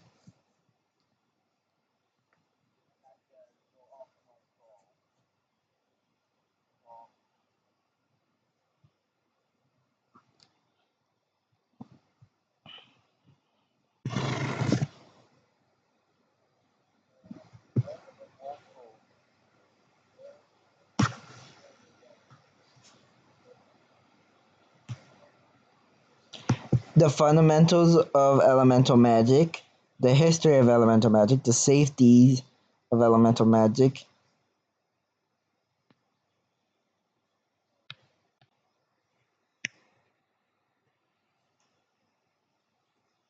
fundamental illusions, manifest of desires, and a biology book,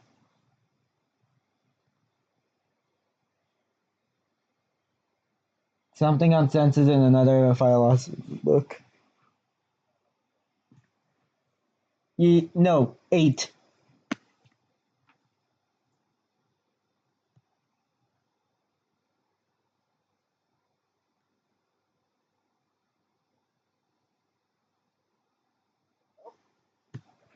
You'll only be able to check out 3 of those. Yep.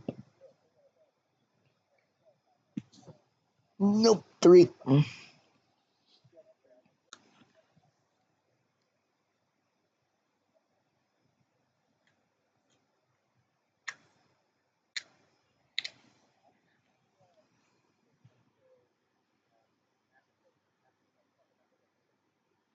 Okay, so you got fundamental of illusion, fundamental of elemental, and what?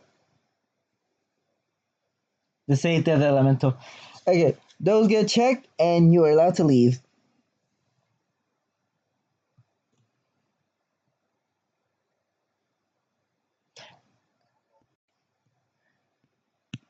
Okay, yours is 243.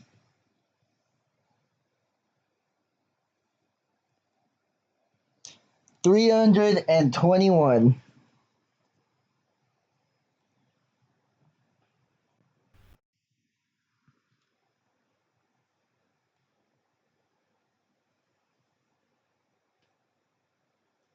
I love how none of you went to the lunchroom for to get a free meal. But thing is, breakfast has already passed.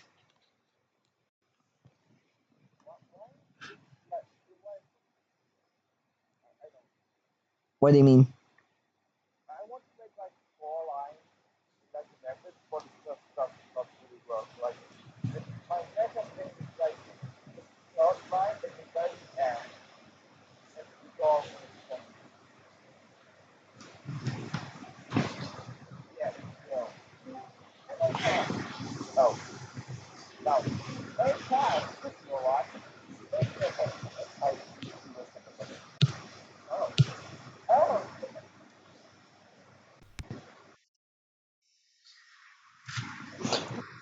Well, one thing to say. You just missed orientation. I can't hear for shit anymore.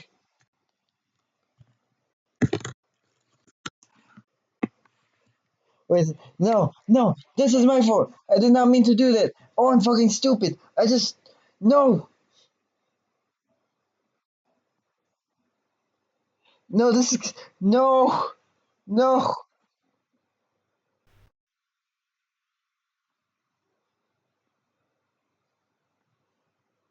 no.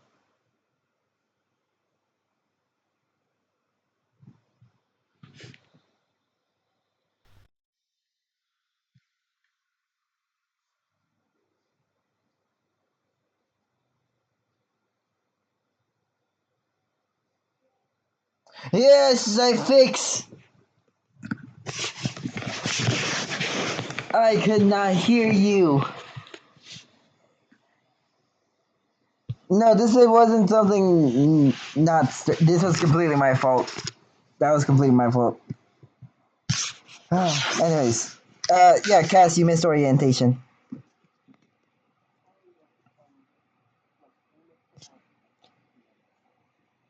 Nope, fully missed it. These guys head to the dorm room, met all their course, signed up all their courses and everything.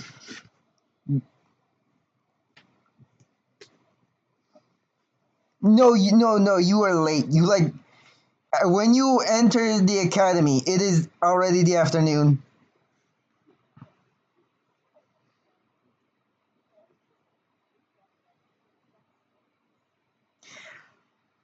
Fun. Actually, where do you live? Like, where were you born? Like, where did you grow up? Was it Arjik or somewhere else? Like, where?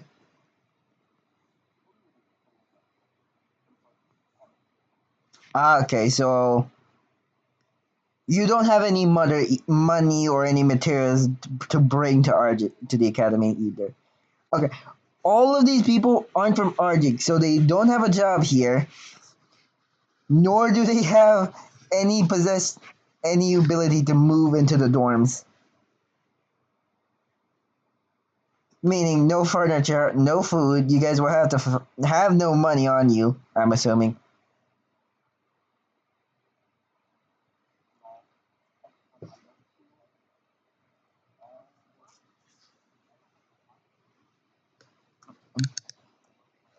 Okay, I'm gonna allow you to have 20 silver pieces on you.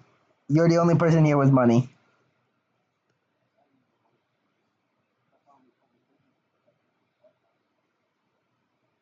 You.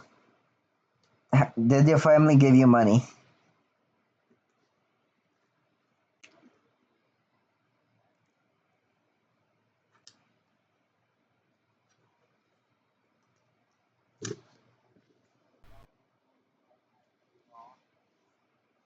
Okay. Fun fact: the school humor gives a +1 to AC.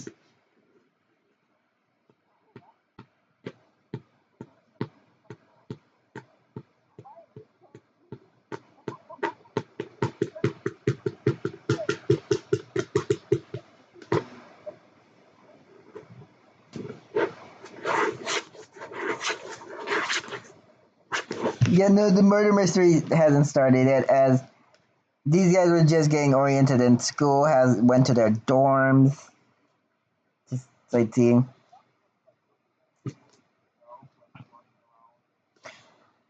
Okay, one, there's a courtyard, there's like a courtyard for the school that's separating the library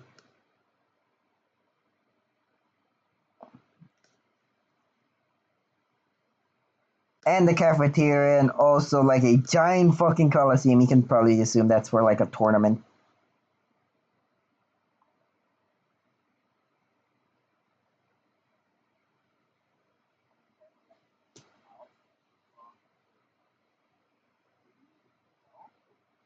Oh, you're trying as you leave the academy, like the grounds of the academy, and go into the entire kingdom. Yeah, you can fucking enter there.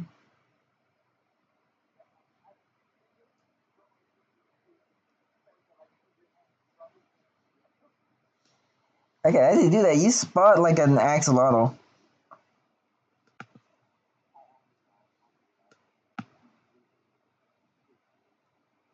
Yeah, either people are in the cafeteria buying lunch in their dorms, or in the library studying, or just chilling in the courtyard.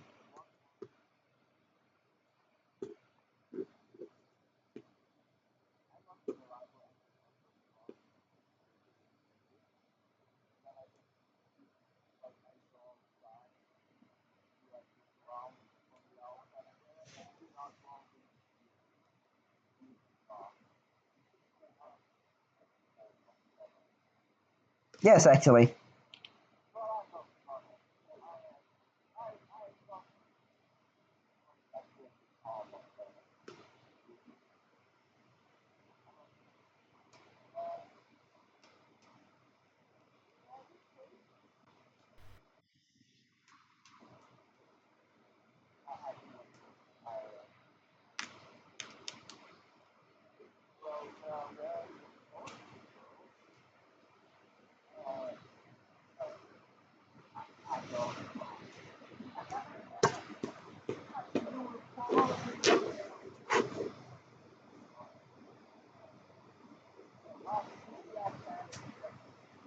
Arctic.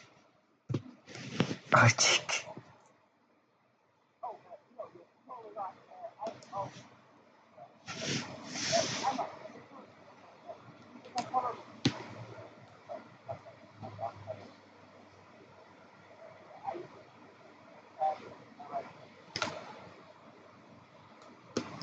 I was thinking you bring him to the receptionist.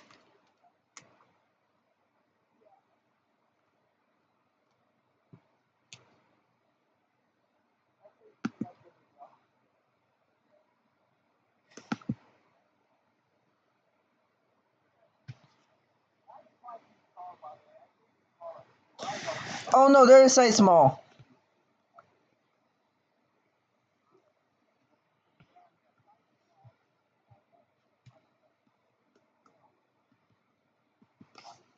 What do you mean size medium? The guys is one of a part of Giants race.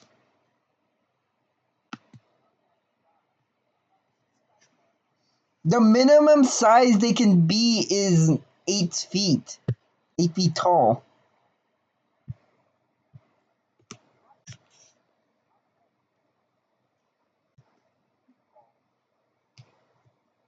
The guy's a size large.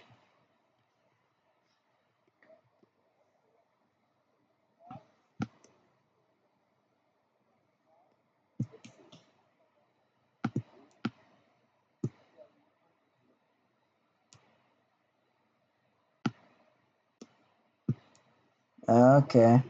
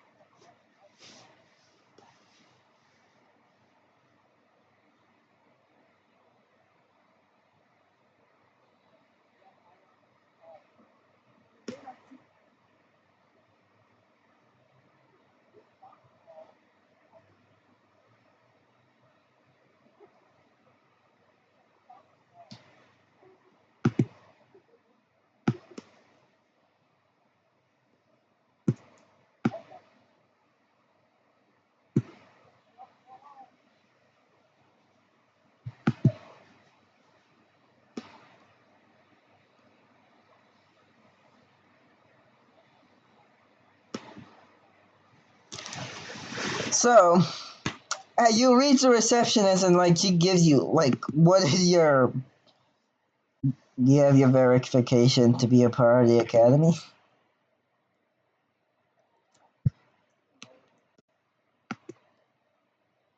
She looks at you and goes, "Let's see if you're in the system. What's your name?"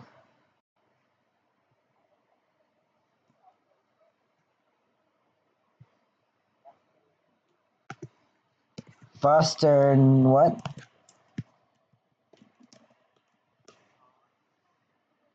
Mutant or a Newton? Ah. Yeah, here you are. You have been What? She kind of looks at you and then looks at the thing.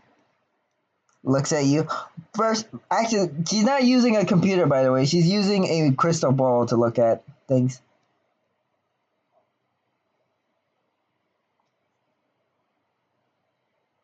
I guess you're verified. You're a runesmith. She like brings you out a little badge with that has a quill that looks like a quill and gives it to you, and then a blue student uniform. Sorry, yeah, a blue student uniform.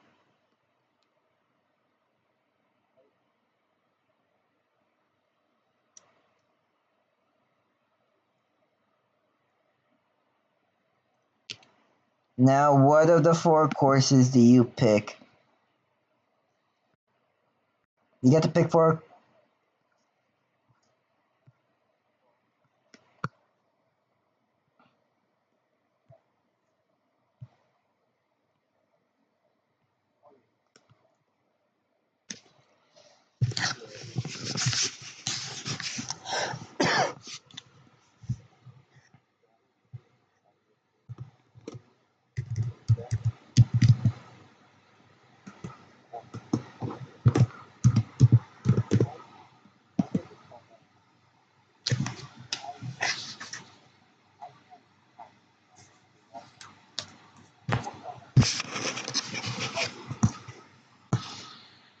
We have botany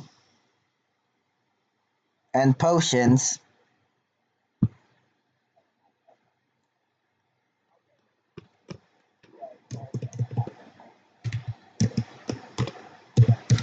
Do you, she looks at you and says, "Do you not know what botany and potions are?" Botany is the study of plants, meaning you aren't using plant magic, you're just studying plants, and potions is you making potions.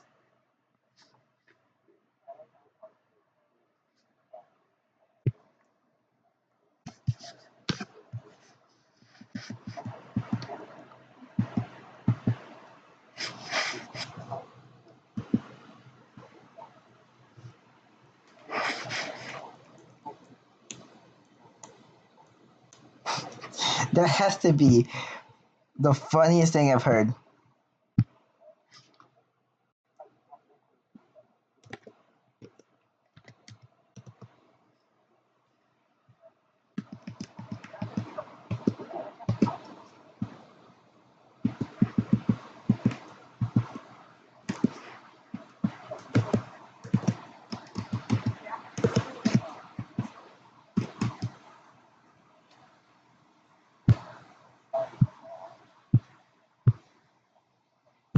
Also, you have your squid pet already, don't you?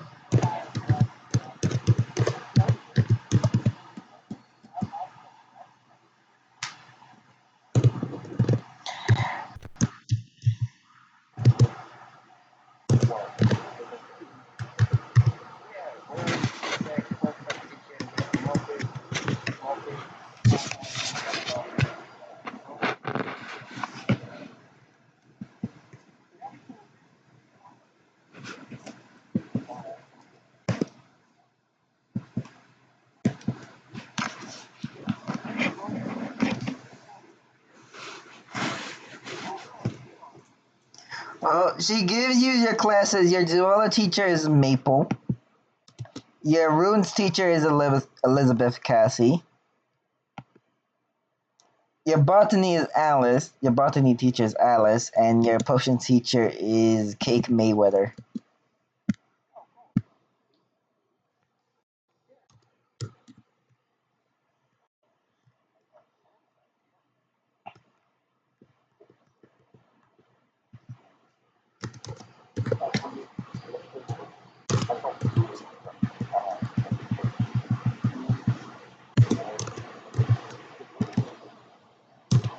Now zoology is Maple, like a maple tree.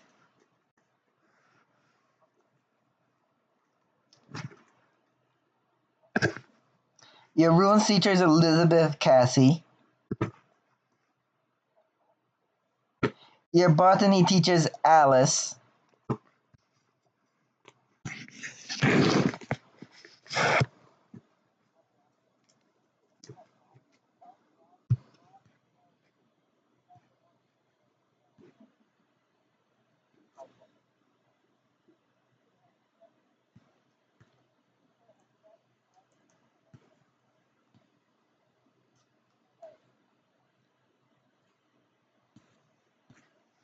And your potions teacher is Cake Mayweather.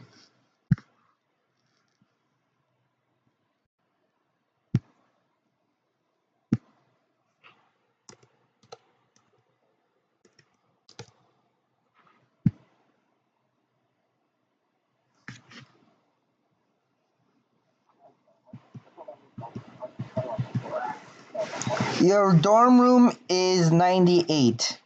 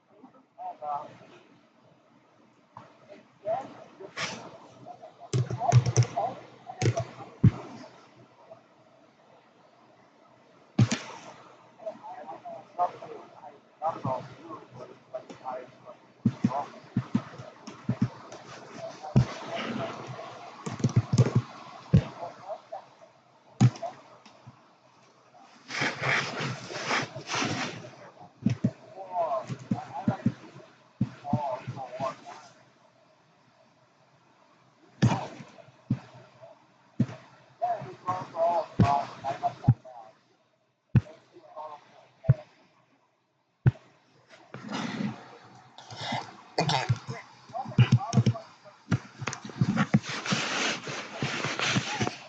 0.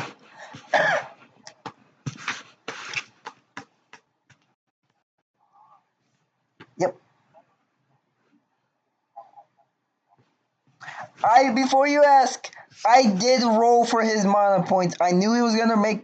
He chose to have no magic, but I rolled as well for fun, and I got a nat 1. So it's just predetermined.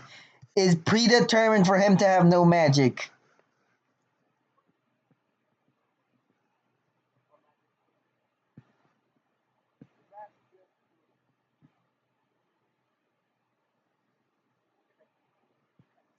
Anyways, also, your zoology teacher's room is 578. Your runes teacher room is 31. Your botany teacher is room 123, and your potion teacher is room 243.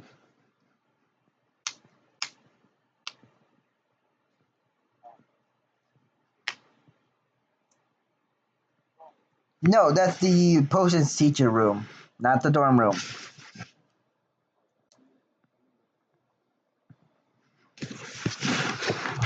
I have before you ask, I will just dump it on your sting.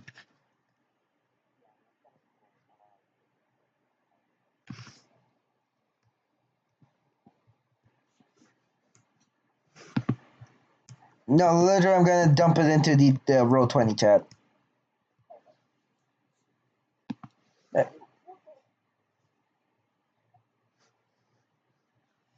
What? I dumped everything. This is your guys' sheet, like your everything. Now everyone.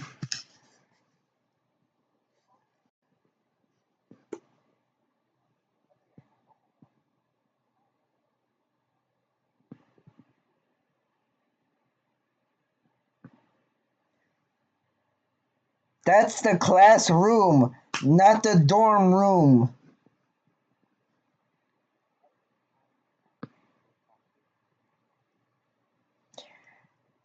Hey, thing is, you have an on-site dorm room, so you can already tell. The first 3 days, you guys are not being taught anything. You guys are just being situated because this place is fucking massive. As the number of classrooms are 600. Sorry, 700.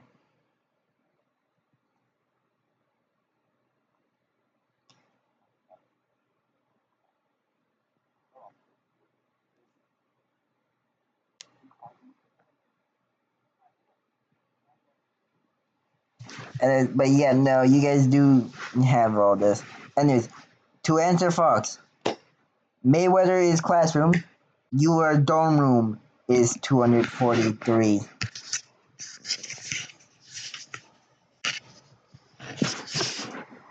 Anyways, so what are you doing now? As the teachers have basically locked their room and are just now preparing for classes that will happen in 3 days from now.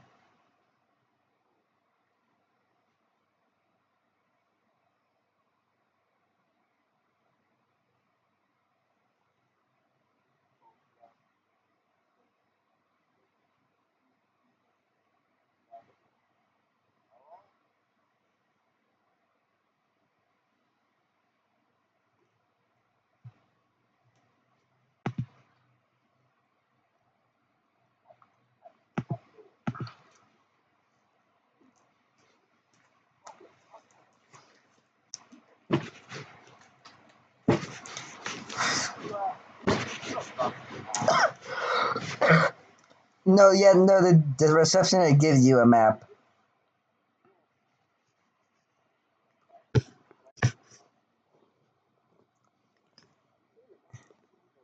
How stupid are you?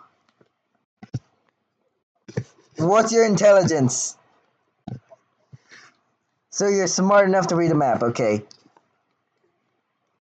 I would have said if your intelligence was 6 and below, you couldn't read the map.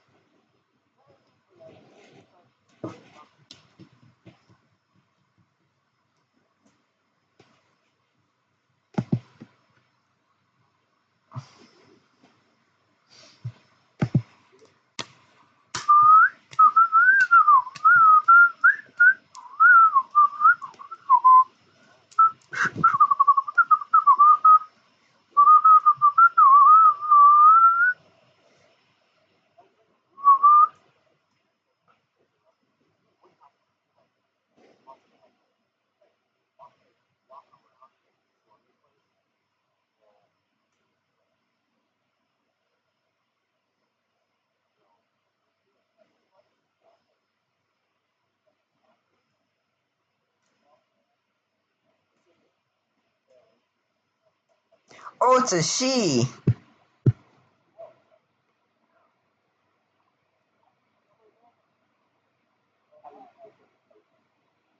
How many women have you played now?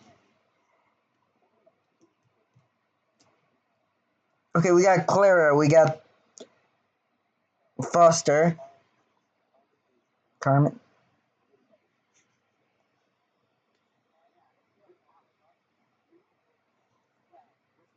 So three, and Blood Sunshine has no gender, so we're good there. Actually, no, you gained a gender because you became that. So four.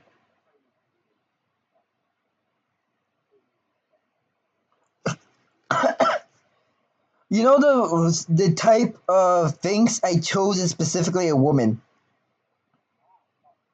Like that specific type of syndicate is only with women.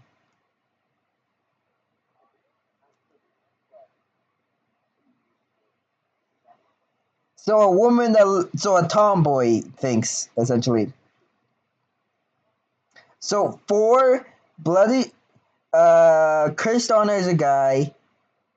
Cat's Necklace is a guy.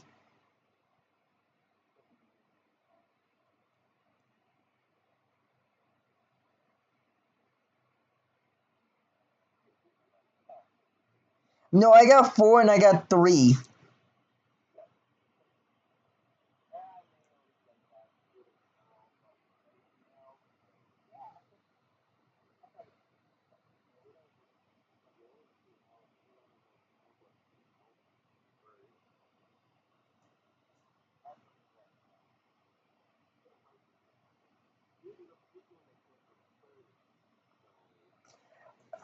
So you are mostly female characters in your D&Ds.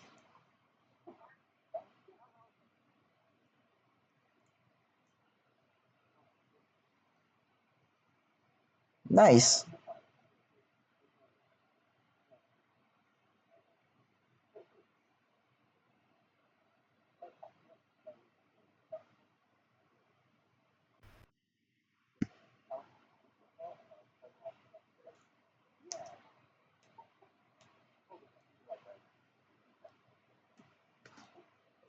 Do you just kill women?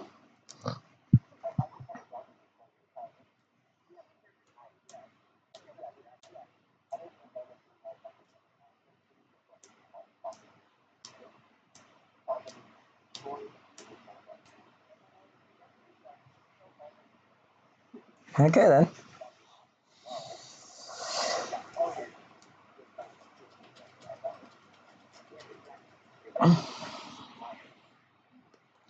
Well, so what are you guys doing now considering everything?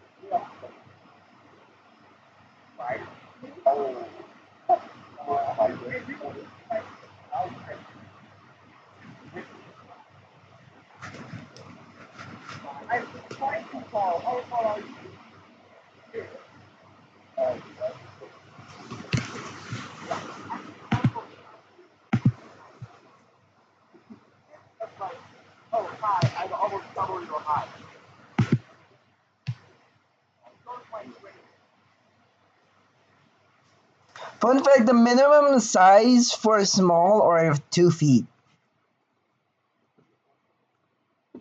and the maximum is four.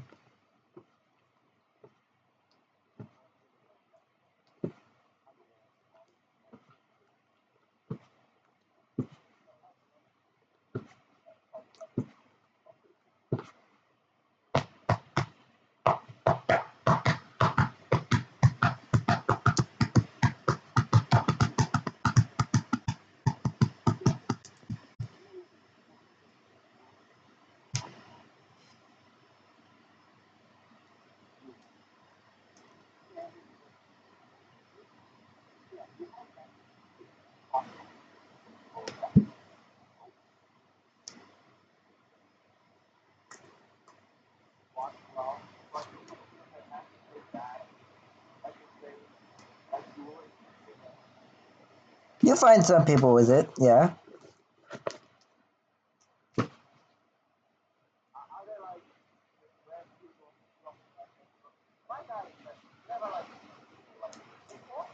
Yeah, no, these guys have like these people have met like started talking to people they've just met, like started grouping together. You don't know if it's a friend group or not. You just see a bunch of people talking to each other.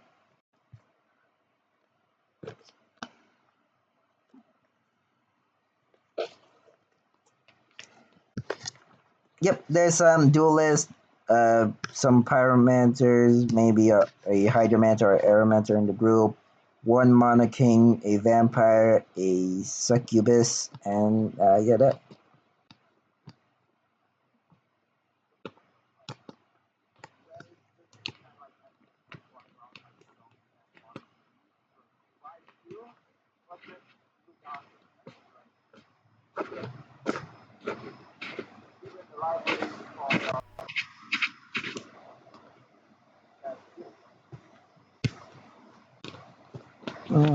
Okay, so you wanna mooch off these people for food, is what I'm hearing.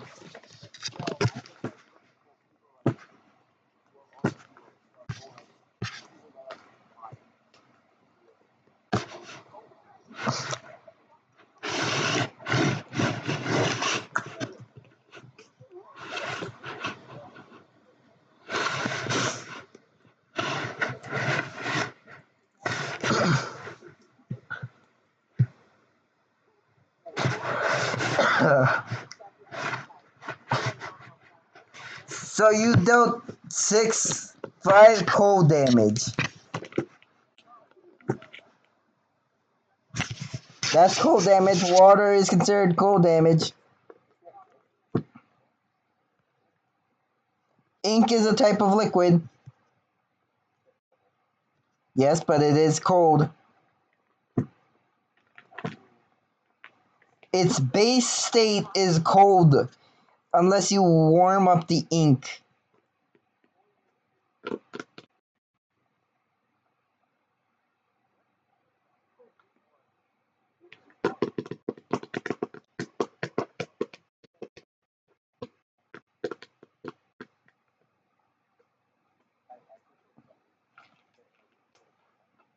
Okay, acid damage makes sense here. Yeah, I'll let it do acid damage.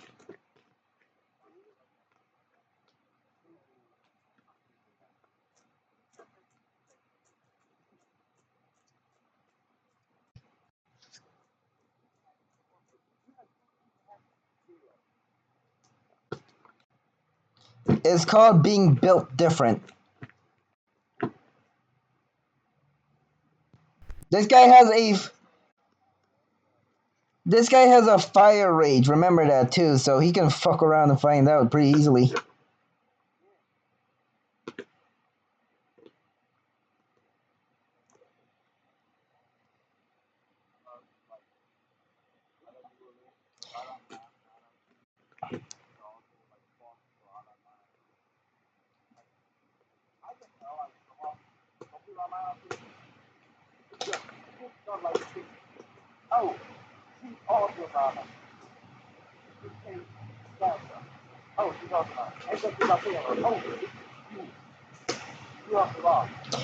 Okay.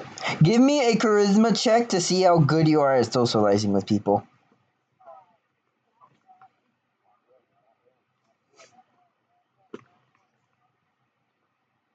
10. You are the average. You are the average of people. When you talk to people, you are just an average Joe. Uh,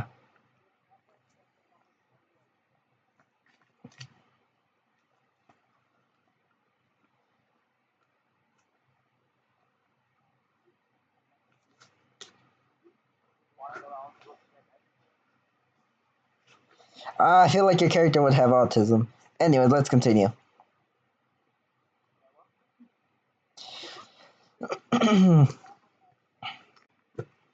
As you guys chill around, you are basically having small talk with people. What else is everyone else doing? Just chilling in their dorms? Maybe finding a job? Yeah, you weren't here for that. Uh, so your dorm it's pretty big. You have a living room, a small kitchen, a bathroom with a shower and a tub, a toilet, sink, and all that. A queen size bed. There's no furniture besides the queen size bed, by the way.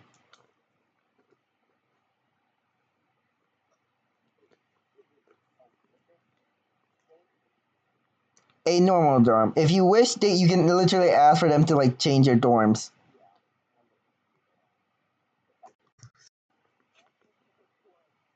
Hello, who might you be?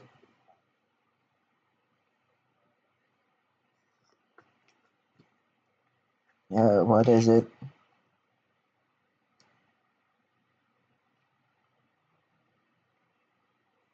You, hello, little. The receptionist is literally going, hello. She's looking at you now, like,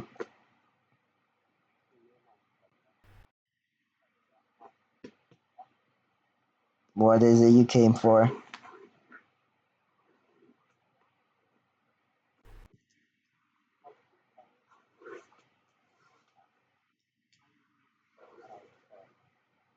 Okay then. She like uses the crystal ball and uses her magic to basically send a message. It's done. You can go back. Yes, magic. Remember, the dorms aren't.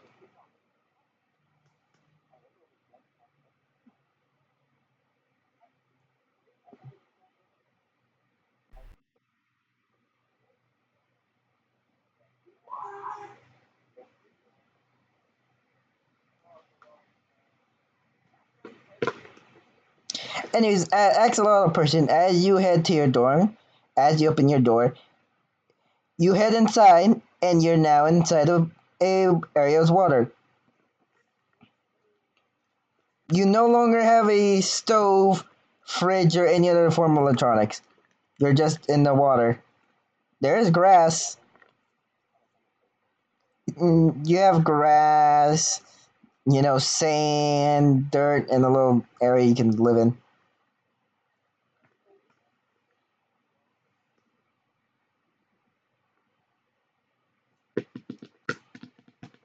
Also, fun fact for you, Elijah, you guys are so, because of how cold it is, you guys don't really have a chance to make a civilization using any form of technology or electronic devices like a fridge.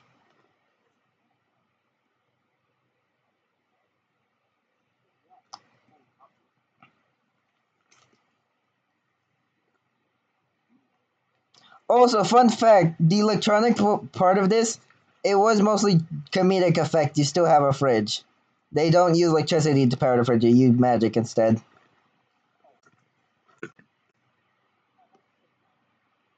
Nope, cryomancy.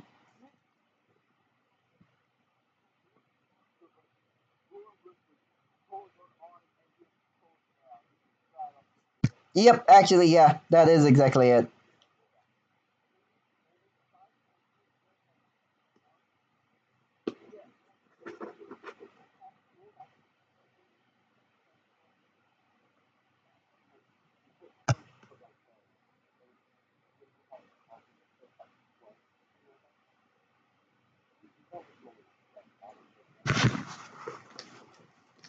Oh wow, you're eating sentient creatures. Got it.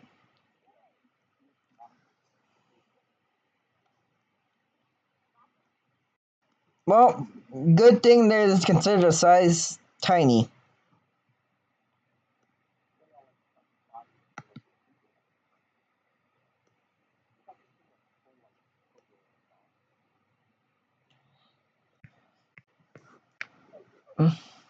They are 1 feet in length. So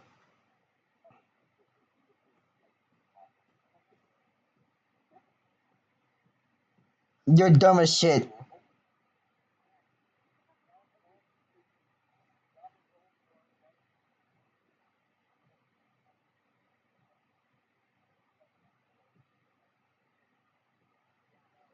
Yeah, no, you don't understand illusion magic all that well.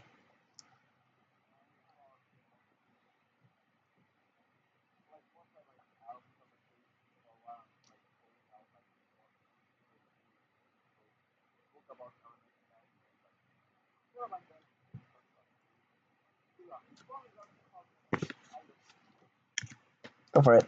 Anyways, so is that everything you guys are doing?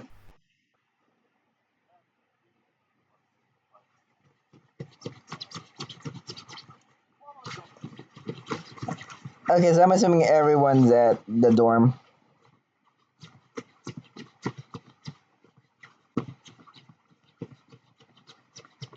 Ah, okay.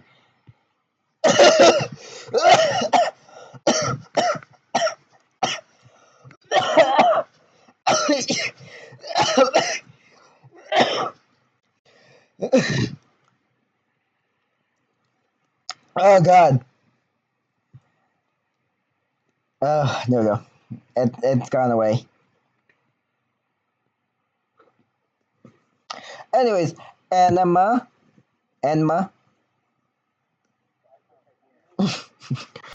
Wait, what? No, Enma, Enma, not Enema.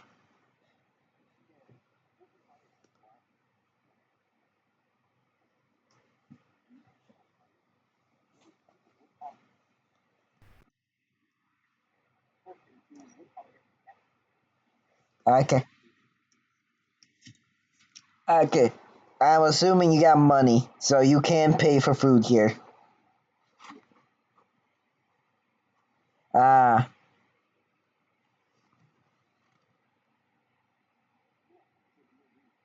okay. As you head to your door at the cafeteria, you go to eat food, correct? What would you like to get? Because it is lunchtime. Actually, it's nighttime, actually.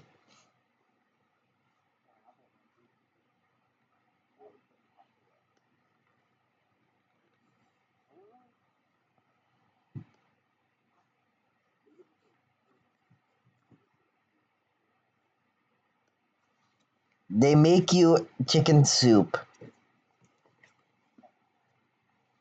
And as you go to the cashier, 5 silver pieces, please. Okay, and that you can now go eat. And now I bring out the chart for food. Eating one or two meals will give you 0 mana points back. In order to get that's considering it one meal, but you can't gain extra mana points because you don't can't use magic. Yeah, if you want to get extra mana point, you have to eat 3 or 4 meals. Except as essentially breakfast, lunch, and dinner.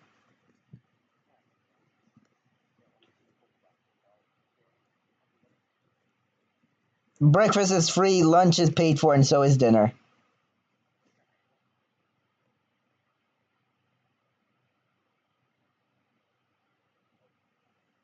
Yep. Yeah, you guys go have to, yeah, yeah, they do.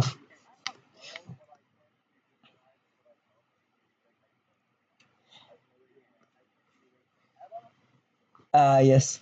Also, fun fact, you guys can go get part-time jobs just to pay for your food. Yeah.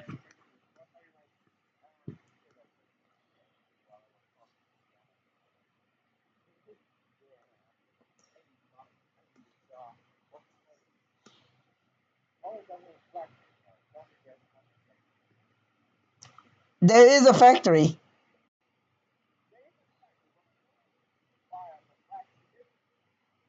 They could always use welders. Wouldn't that make sense for a factory to use a welder? Or people to melt down stuff?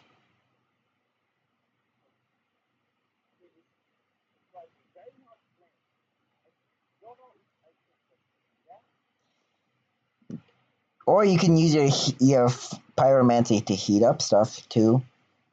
And a lot of pyromancers would be equivalent to one really good pyromancer.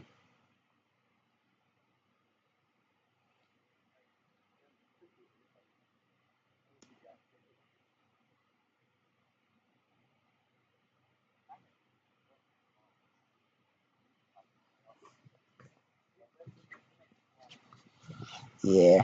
And I'm assuming you're going back to your dorm, Enma, Enma.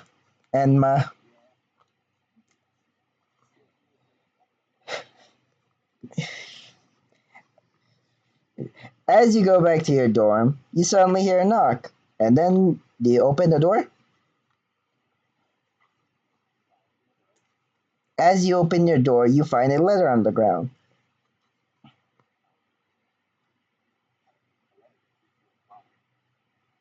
As you pick up the letter, it has no name on it or addressed to anyone.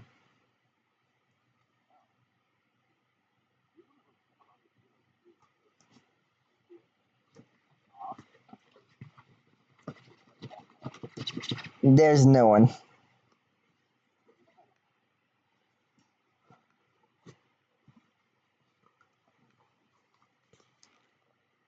Or teleportation.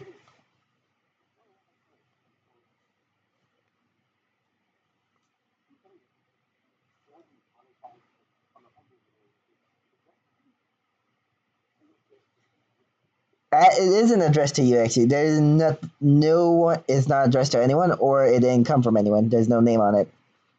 It's just an envelope.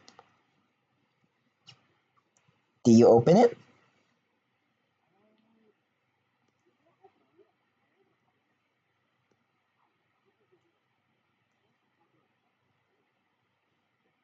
Yeah, there is actually.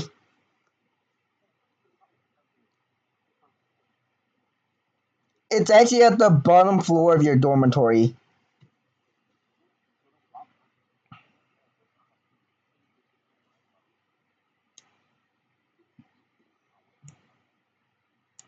As you head to the bottom of your dormitory, you find the mailboxes. Which, so this mail is specifically dropped in front of your dorm and not in your mailbox.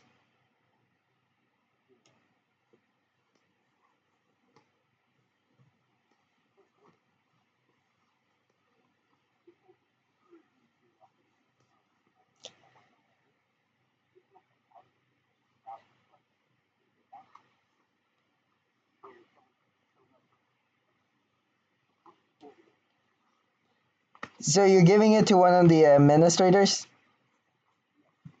Okay. As you do so, they're gonna check it out.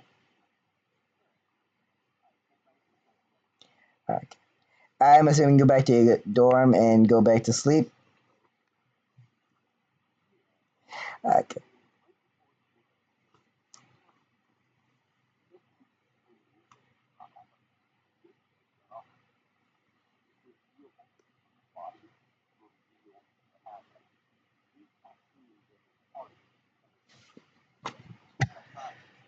Nice. Anyways, I have one. Oh, have you all heard that one, seen that one meme of the pipe bomb with the pink haired girl, Bochi Kun?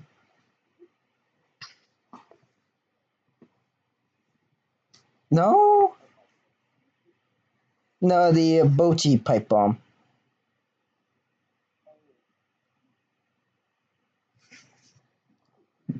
So we all seen it, right? Well, everyone except Fox. Anyways, you all wake up yeah. As you wake up, you all hear news of someone of the administrator, a more specifically a receptionist, dying suddenly after they opened the letter. They found fingerprints of Enma on it.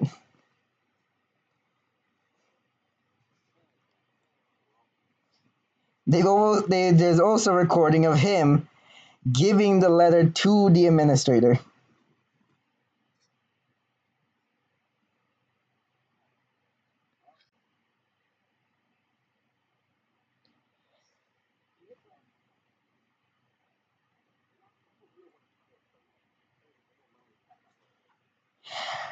persuasion check, as the authorities are not gonna check you.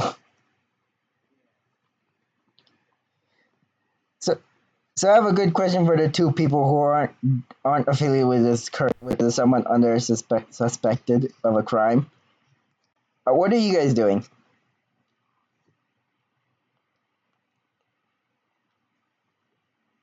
Also, yes, to you, Enma. No, they do not believe you.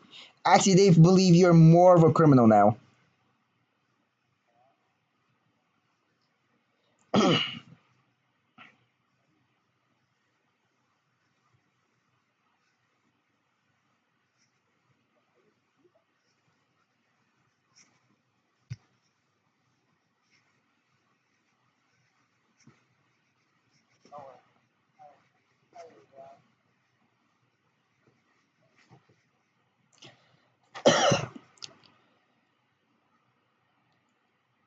I will allow you to now. You at disadvantage. Roll another persuasion check to maybe give them like this wasn't me. I'm like advocating. Like you're trying your hardest not to get be put behind bars or at worst executed. Nine. Oh yeah, disadvantage. Shit. Oh god.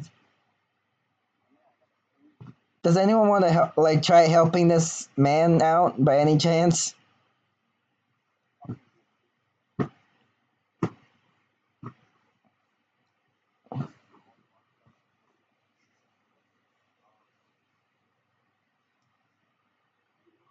This is RJ Kingdom is the place of knowledge. They don't give a fuck of who listens or who doesn't. Literally, as long as someone learns from this, as long as someone's learning, then they don't really give a shit.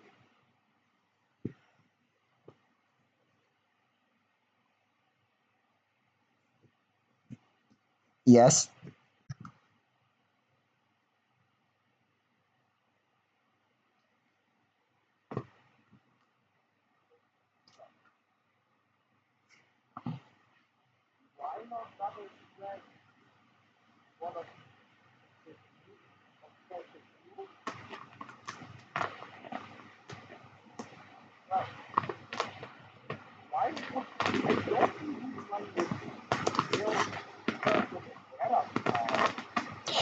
And they look at you. It wasn't a bomb. It was runic magic, and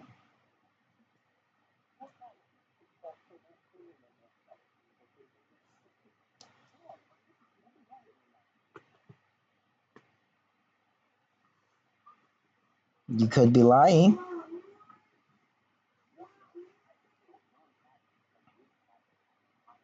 You could be a accomplice. That's the thing we don't know. Either you do know runic magic, or you're just someone that gave the letter.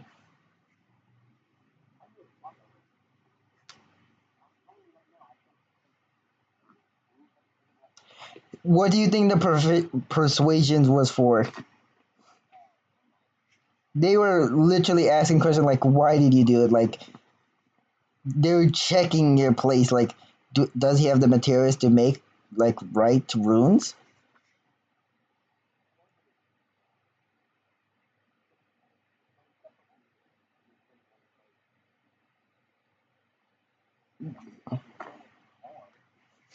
Do you actually do this?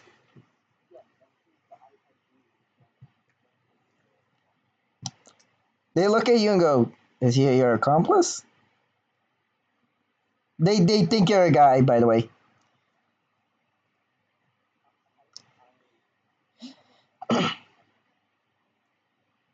Wasn't a bomb. No, it was It was rune magic infused with necromancy. It was a combination of necromancy and runic magic.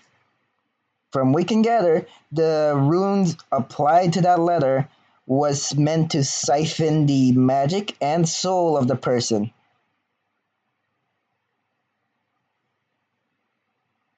Their body is currently currently disintegrated into ashes currently. So we don't have anything to check.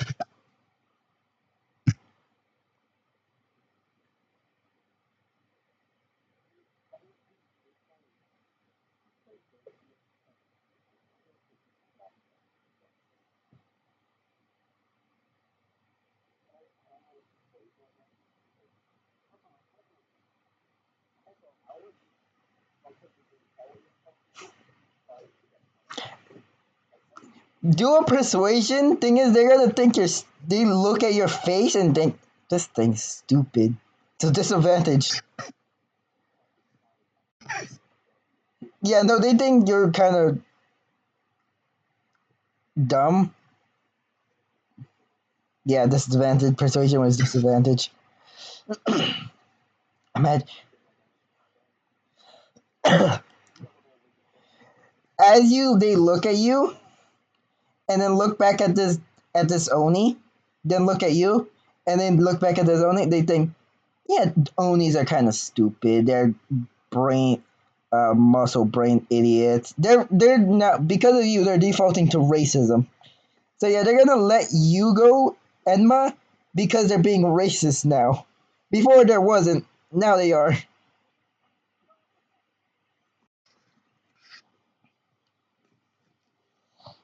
Also, before anyone asked, they were doing this in front of his dorm.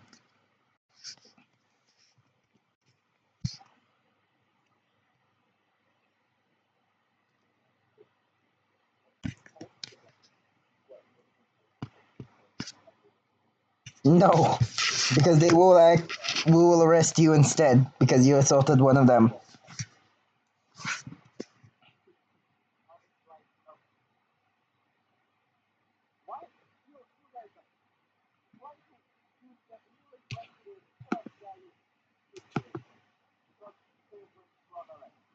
Yes.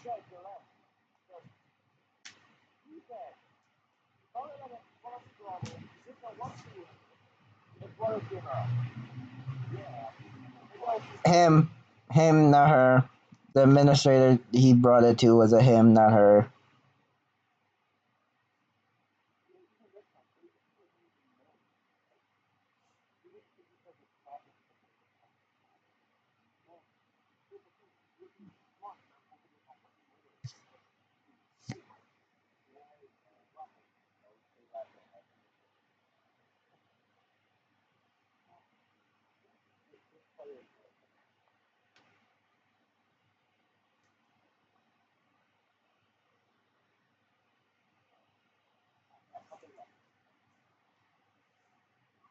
Yes, they're leaving now because thanks to you, they think the only is just a stupid musclehead, and they think and because of the monarching before you being as derpy as they is, have now defaulted to just thinking, oh, this is just a wild animal just given some form of sentience, and they're just dipping. They're just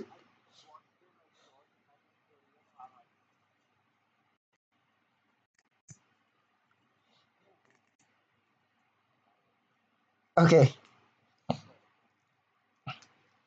Yeah. Anyways, so basically, what happened currently is Edma was essentially was going to be killed, maybe an assassination attempt against him, and then gave it letter to an administrator, and he lived. He lived, but end up caused someone else to die, and then he was. Then people just took the information of him, giving it out, and then him being the suspect. So there's an ongoing investigation now.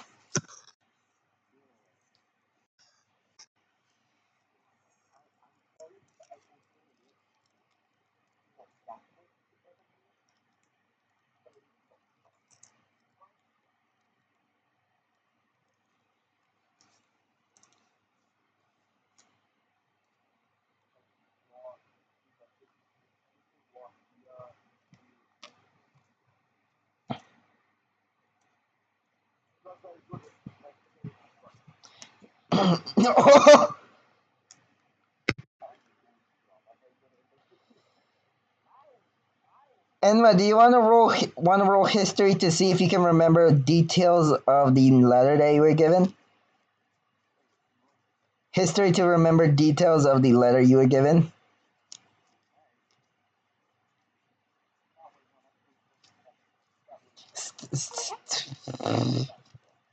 You don't. You just remember it's a white letter,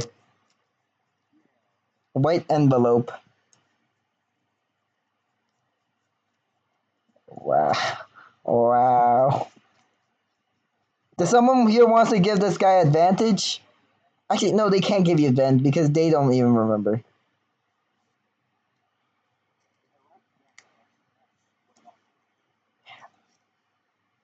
I'm gonna say they gave someone here can give you advantage.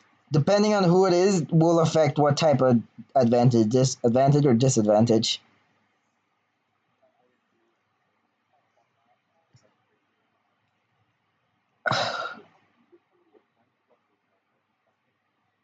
By helping them, like, hey, what was it? Was it black? Was it blue? Did it have any details? Like, did it have red coloring?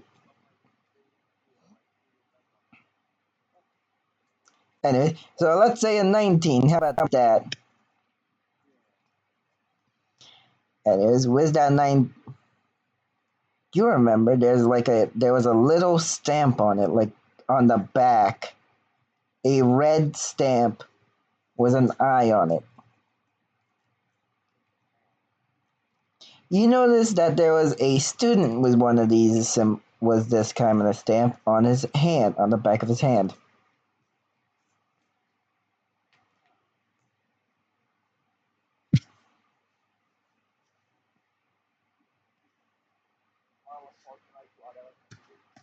Actually, yes, that would be a disadvantage because you actively interacted with them. But first thing, does Enma tell people?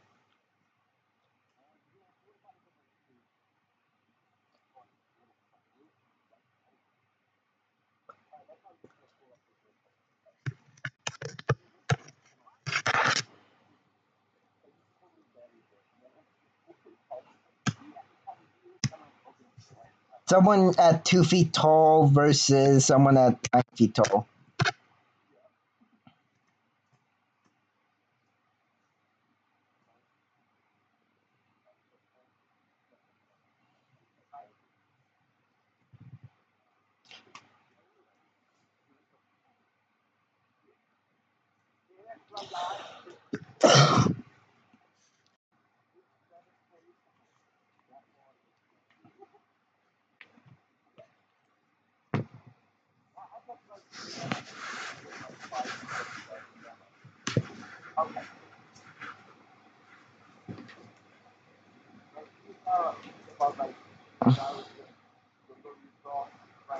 No, the symbol's on the letter, on the back of the letter.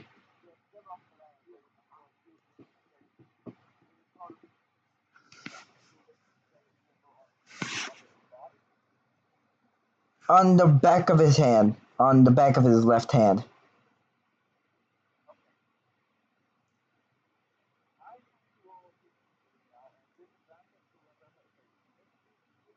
Yes.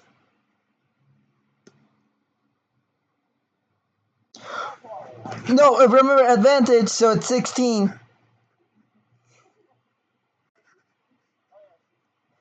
Whoo! I like to imagine instead of remembering the person with that symbol, you would have just blamed it on an innocent person with just a weird looking mole.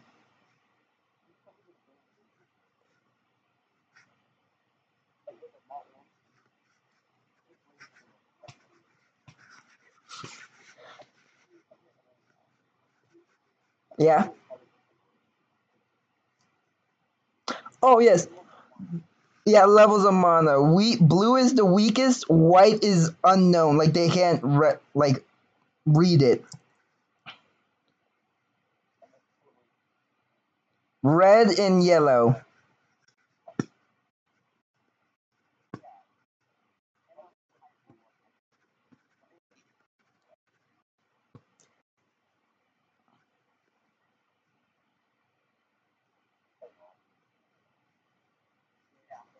Okay.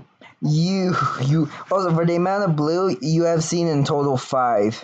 But thing is, this was during like afternoon to midnight. So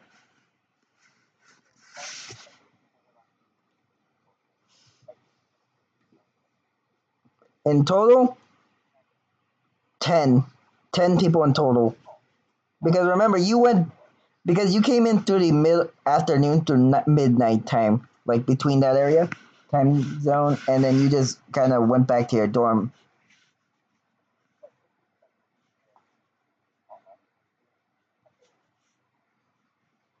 Not 50 people, just the 50 you met. Also, you are the weakest because yours is zero.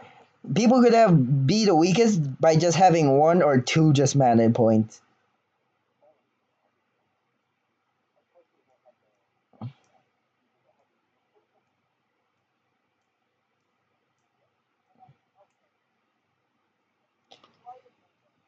Oh, fucking yeah. You remember that person was a human. They had black hair. They also had a white student uniform.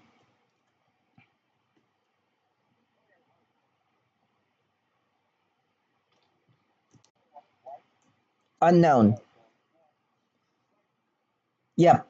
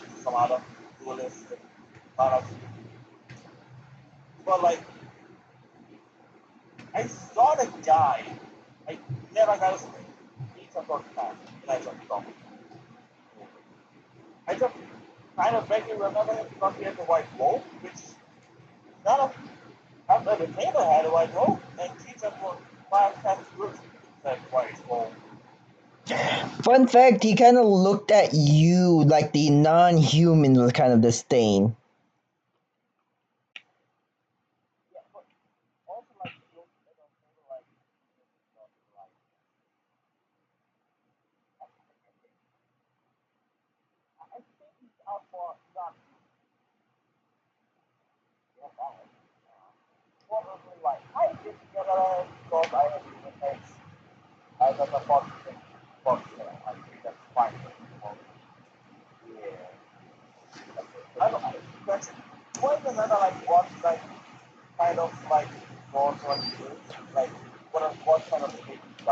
Runesmith. He had a quill badge.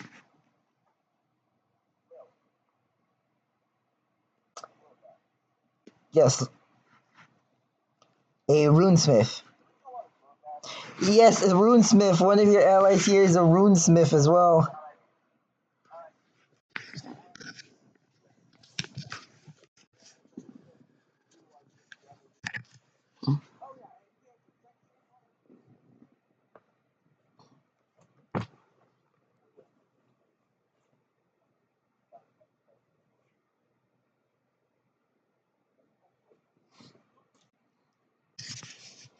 Oh yeah, by the way, you guys are late as because your first class starts within an hour.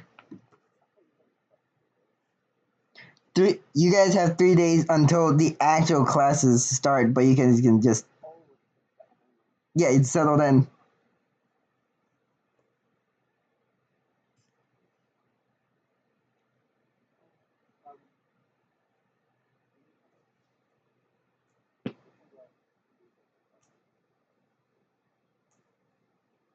For you, it's zoology. The first class I put in is the first class you have, and then the next ones.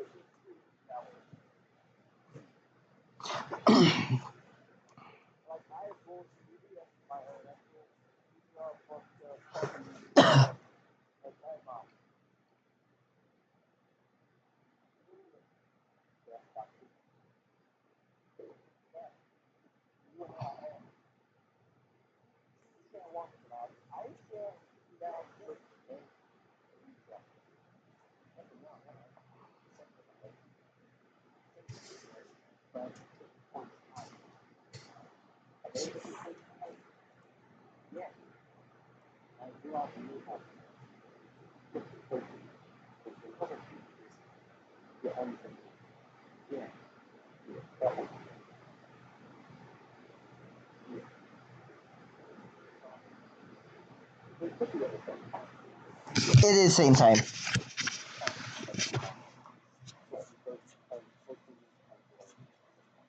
Nope, zoology different times. Yeah, zoology first. Well, galaxy has it third.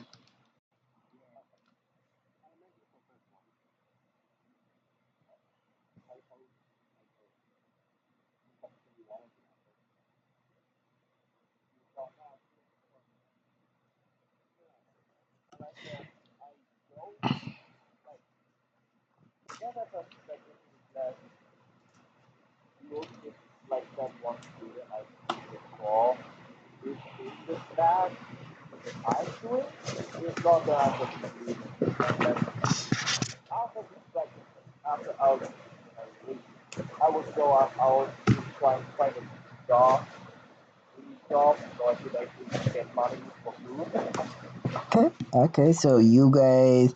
So Cass goes to his first class. I'm assuming,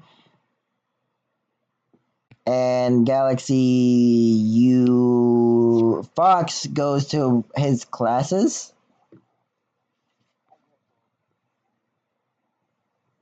Okay, so you're just going into random classes trying to see if you can find the guy.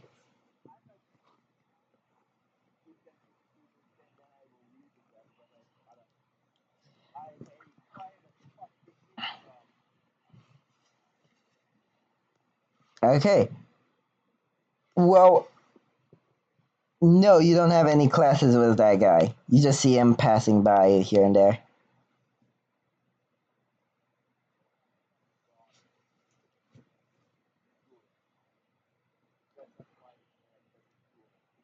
Okay. Ah, okay. So,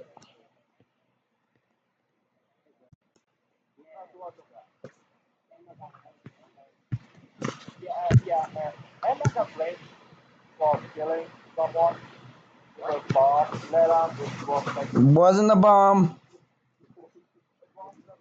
It it was basically abracadabra.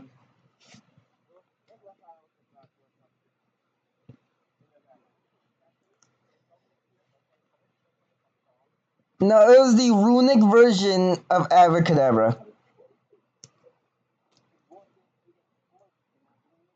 No, actually, all it did was turn the person, basically fucking made them absorb a shit ton amount of death energy, turning them into dust and the letter into dust.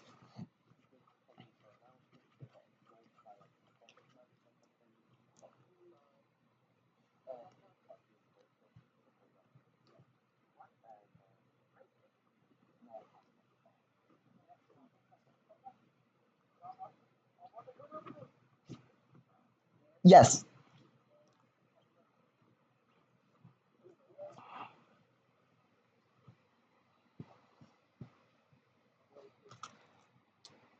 No, they became racist because of Cass.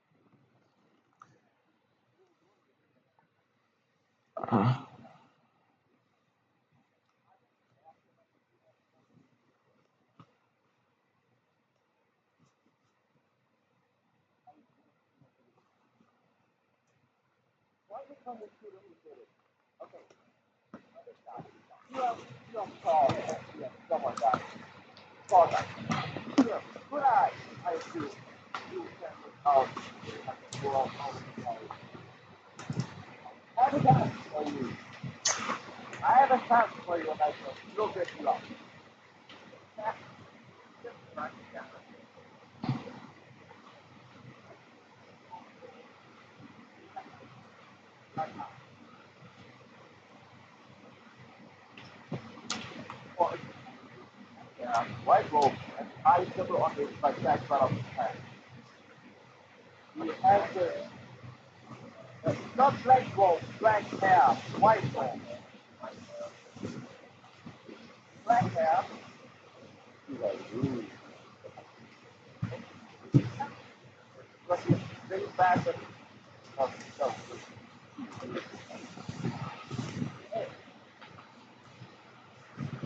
Has got it in.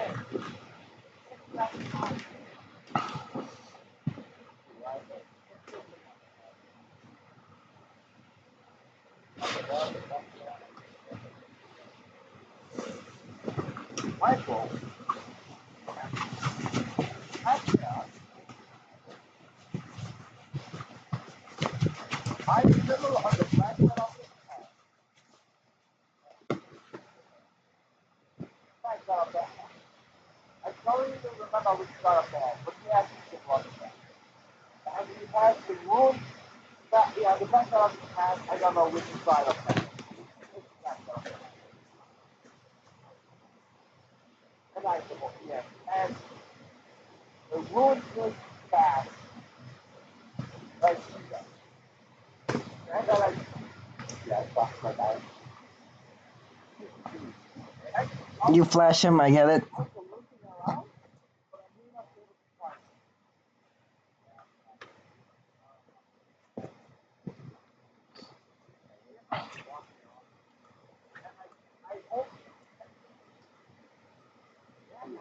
Roll history to see if you remember.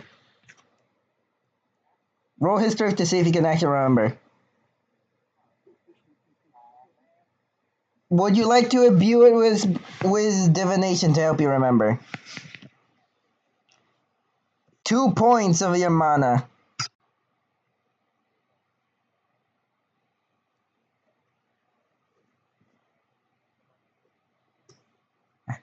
With your proficiency, so +2 to it.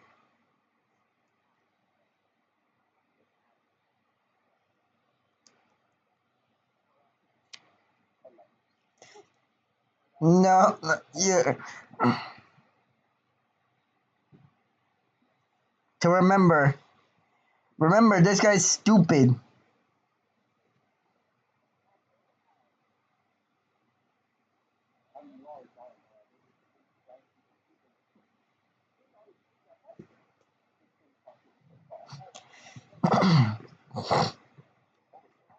Yeah, no, he's human. Because where he lived. He lives where giants live. Yes, actually.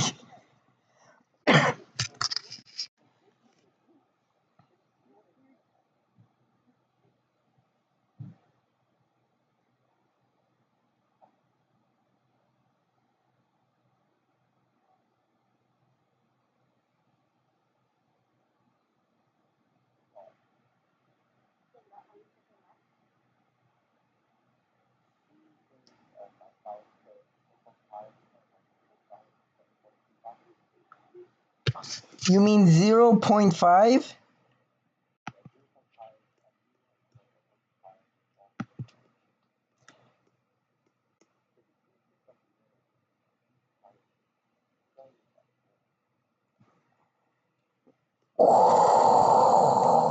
You do realize, wow, tiny is 1 feet tall. If you want to be 0.5 feet tall, you would. You do realize this.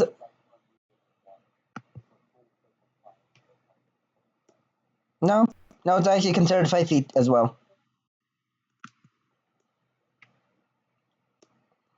Yeah, the token size is considered 5 feet as well. Or is it not considered 5 feet? Am I?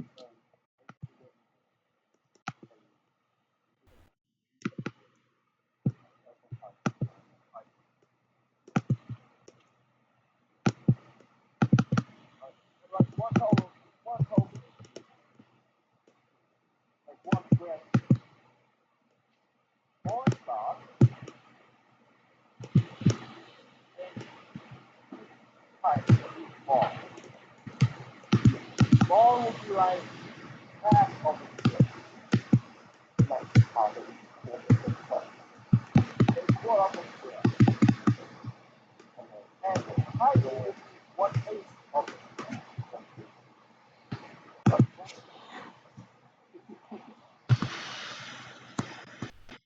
How you're 20? Yeah. So I'm losing like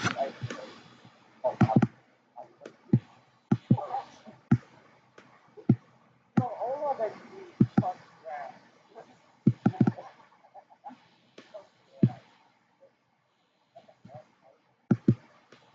I'm 19 and I will turn 20 in February. You're 19? I thought you were older. I'm 19. I'm 19. I like talking about it.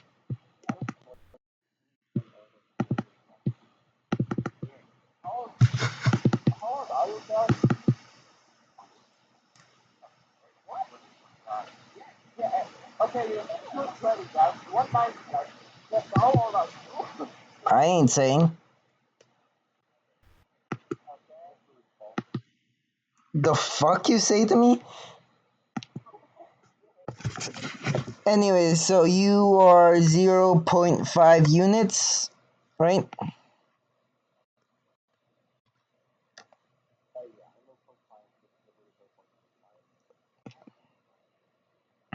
There you go.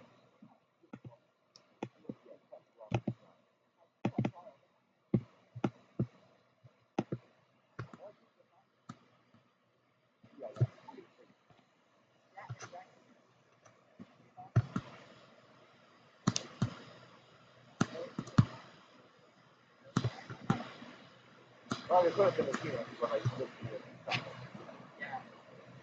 But I think it's between a lot of teenagers. 13 to 18 year old teenagers from 18 higher year old adults. But yeah, 14. Yeah, you're yeah. Yeah. I got beat as a child with a metal chair when I was 7. Actually, no, I was 11 when that happened, not 7. I had an interesting childhood. That's all I will ever say.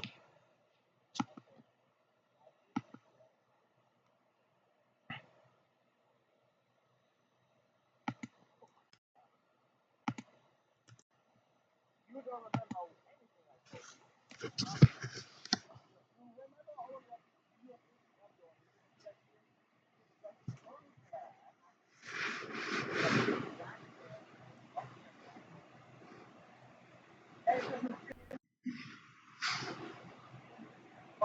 What you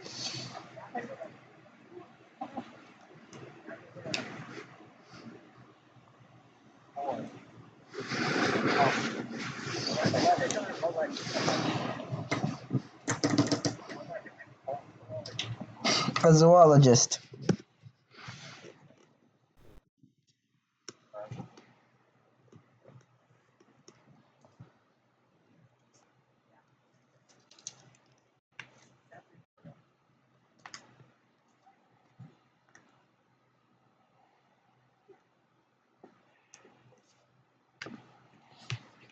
no, white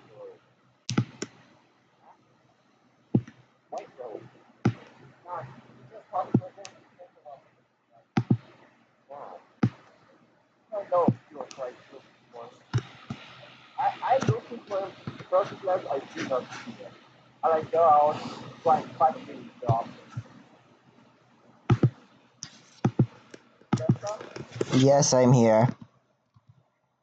I'm going out after like the last like a big that was there. He isn't. I then go out for like the remaining time to the first last job and do forming job. Okay. A part-time job. Part-time job. Okay. I have a good question. Where do you go? Do you like to go to the entertainment district, the commercial, or the industry? In this industry. Because I more knowledge about industry because I follow like Okay. very much.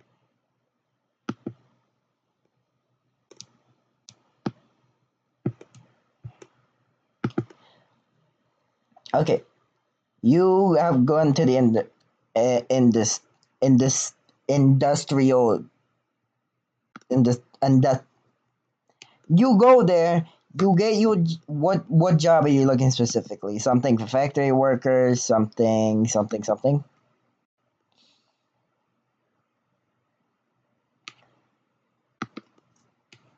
Okay, there's people like there you can see like a advertisement for someone needing to help heat up metal.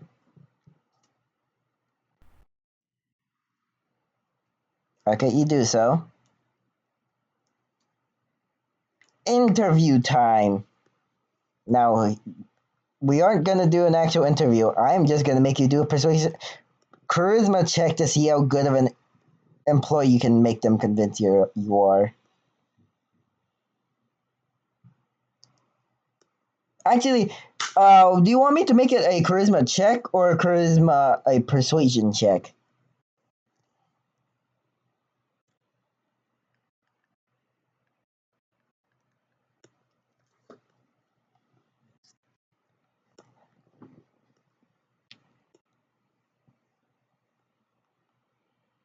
Okay, charisma.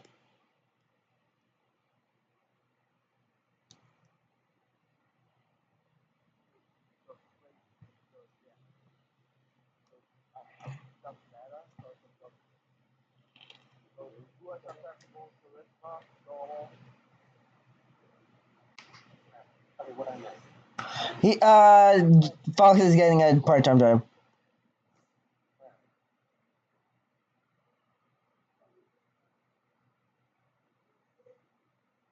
Who here thinks he's gonna get in that one?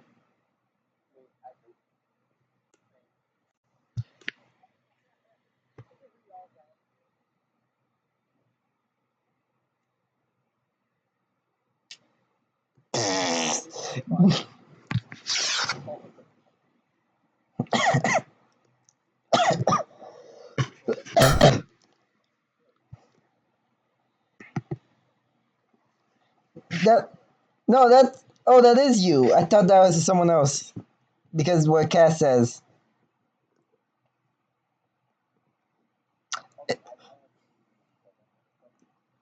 I had you and Galaxy mixed up. Apparently, you don't get to be considered your own person. And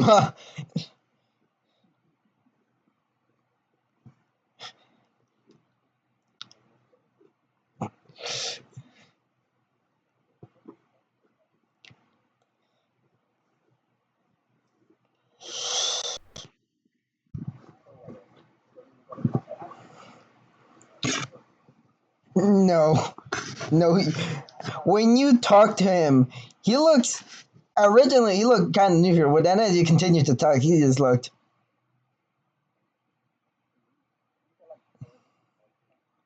Not not only four different voice guys, you like stutter your words a tad bit here and there.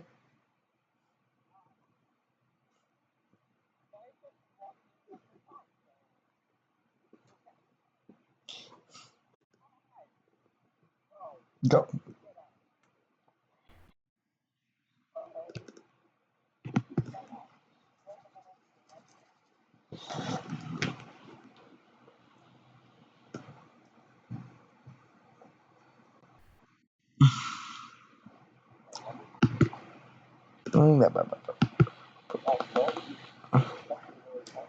Yep. Yeah, like that is what's happening currently. We're going to the flashbacks now. What are you guys doing?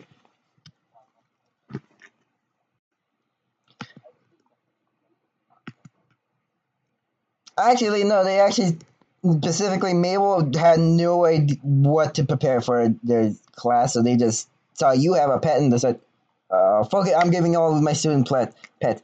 So you just saw Maple, a pixie, just randomly decide to give their students animals. You do a full on presentation on Squirtle whenever would be even though she never asked you to do it. So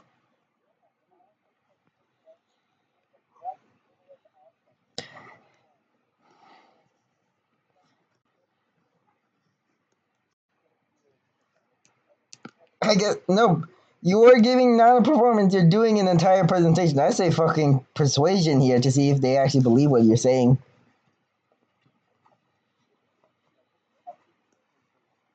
Okay, then charisma.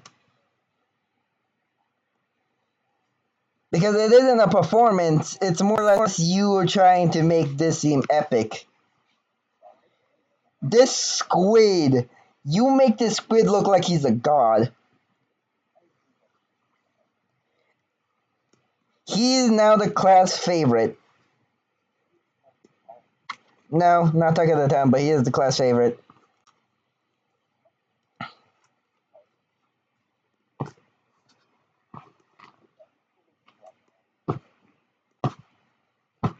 What do you do, my good old friends that are the others?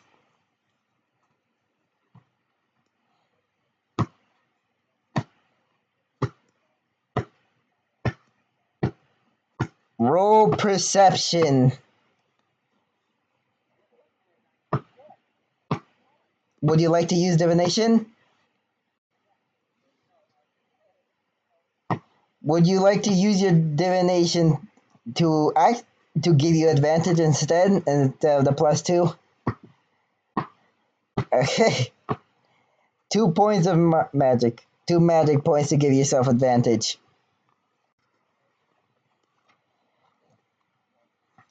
Woo! You spot a guy with white hair with a blue robe, but you confuse it for black.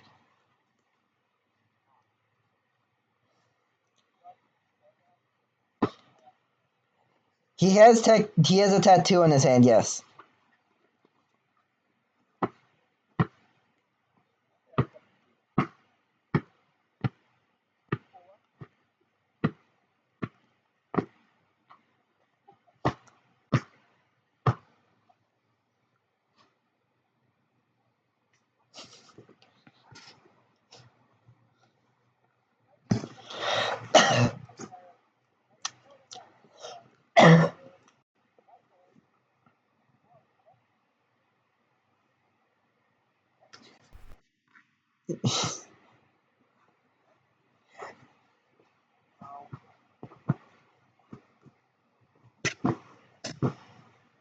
Okay. Galaxy, what are you doing now?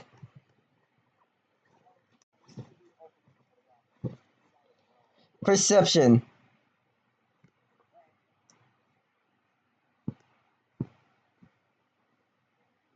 15. You spot the guy like walking past your class, but thing is, you are in the middle of your class.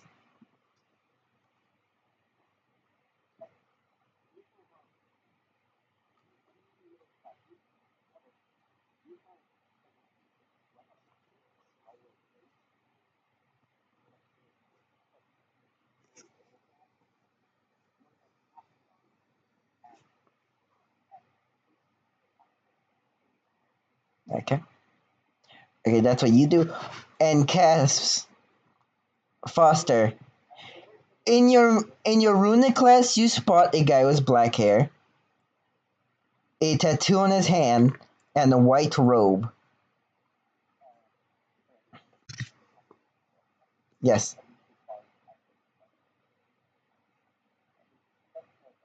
Perception, because you're not really investigating anything. You think it's made by ink, not tattoo. Literally, someone drawing on it with ink. Essentially, the equivalent of someone comparing a tattoo to a Sharpie drawing. Sure. Actually, aren't you a zoologist? Oh no, wait, you're a Rubensmith. You're not a zoologist. You can't have Squidtle give you advantage.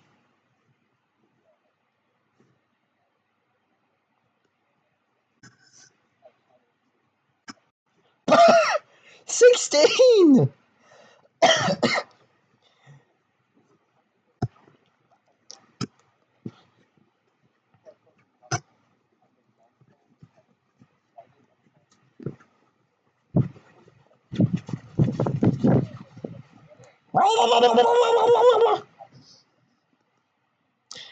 Okay, yeah, no, Squirtle can tell that is the I symbol.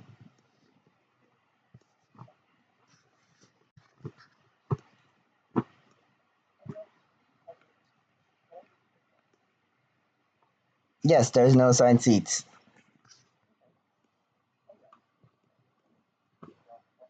He looks at you and kind of just like he's not even hiding the fact that he's disgusted by you.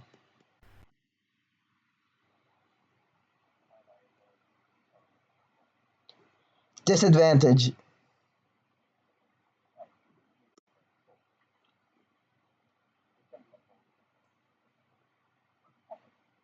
9. He looks at you in disgust, but he looks at your squid and kind of like, that's a cool squid, but fuck you.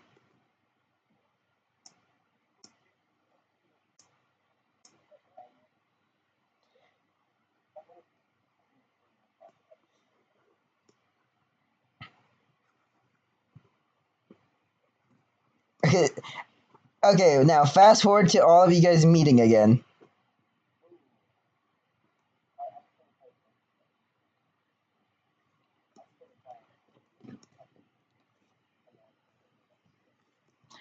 Persuasion disadvantage.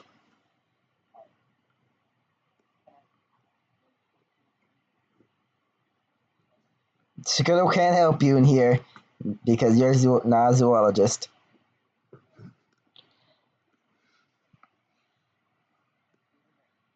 7. He denies you.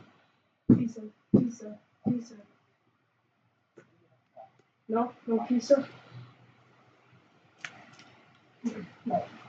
Anyways, yeah, that happens. As that happens, everyone, fast forward to all of you guys meeting each other. Well, not meeting each other to your third class, and okay, Fox, you head to your third class. So you're now dueling. You don't have the guy for your third class. You can already tell that as you don't see him anywhere.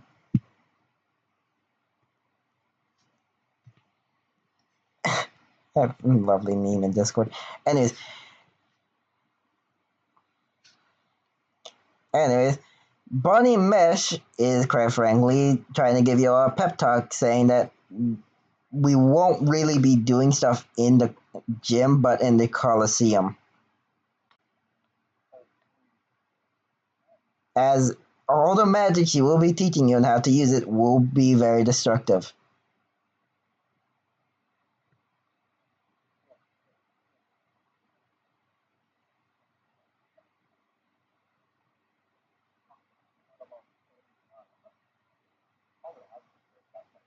Actually, there is literally there is like the first years and then the second and then the third then the fourth year. The fourth years get to learn how to use it in warfare.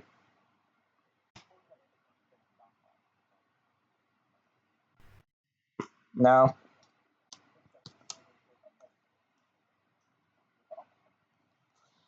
dueling people who are duelists are like, fuck you, we throwing hands. I don't give a shit of who you are. Child, man, woman, we throwing hands. That is the motto of anyone who's a duelist.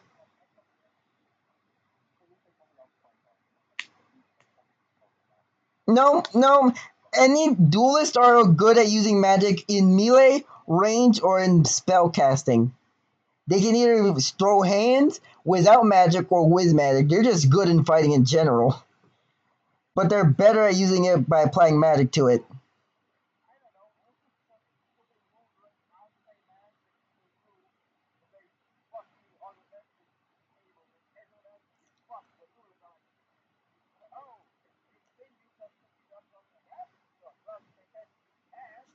Actually, yes.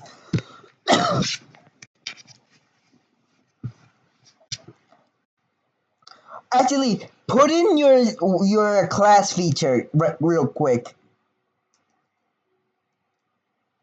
I want yeah your class feature because I don't think Cass was here to see it. No, I meant for the duelist.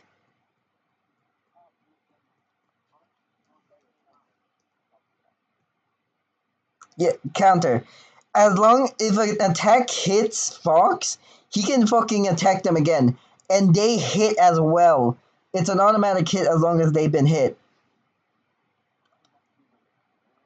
Nope. And any type attack.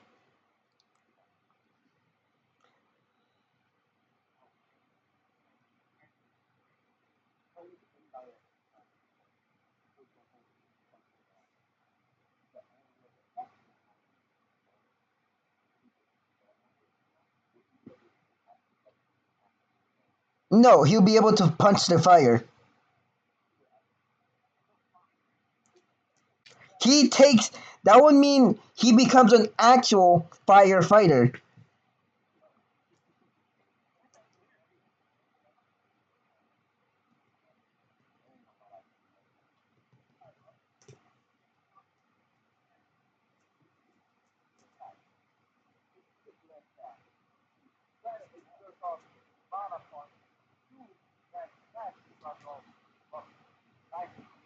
Yeah, you can just decide not to use magic either and just use a ranged weapon like a bow to do stuff like that too. Yeah, you just chuck a metal arrow, and if you get hit by fire, you can just throw a punch to fire. Not magic, just throwing an actual punch.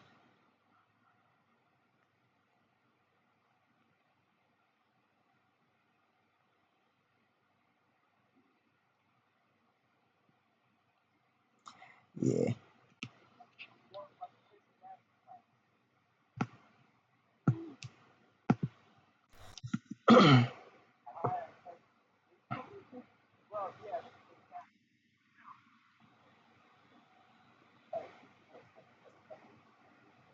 Yeah.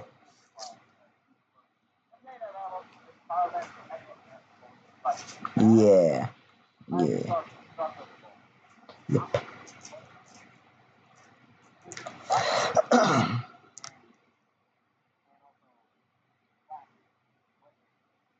That's within your rage state. Remember. Yeah. No, that's just from being human.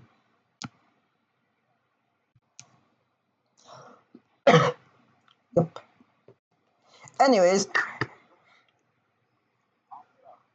I'm assuming you guys are doing all this. Your dueling class has basically concluded. So, is any class you guys want to specifically enter and me talk about?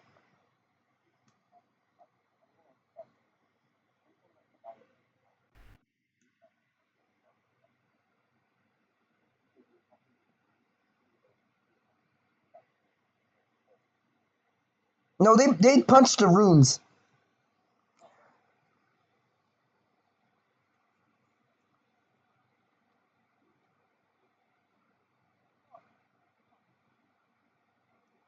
Yeah, no, that is exactly what happens. If they get affected a rune by like let's say sends out slashes at the guy, he can just straight up punch the runes to just break it.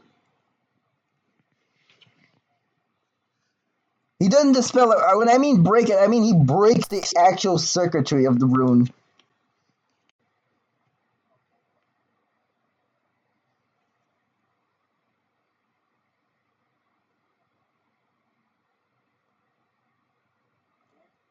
The duelist method is straight up catch these hands.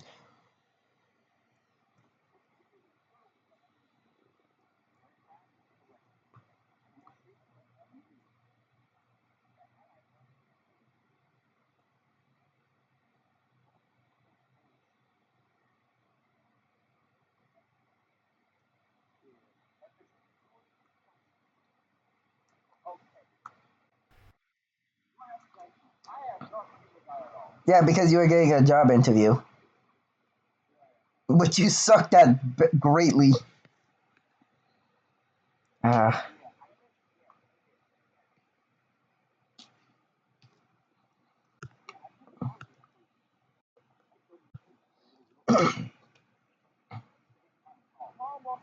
Oh, question, Foster. Do you want to be introduced with your fourth fourth class, the Cake Mayweather potions? Because fun fact, you and You know, Enma have the same potions class, so you guys can talk over there. Yes.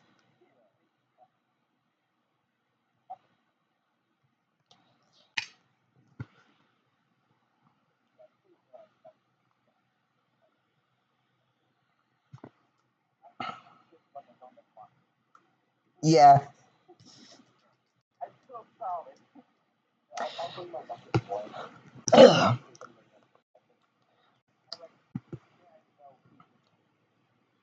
Oh, before you ask, lunch is after the third class.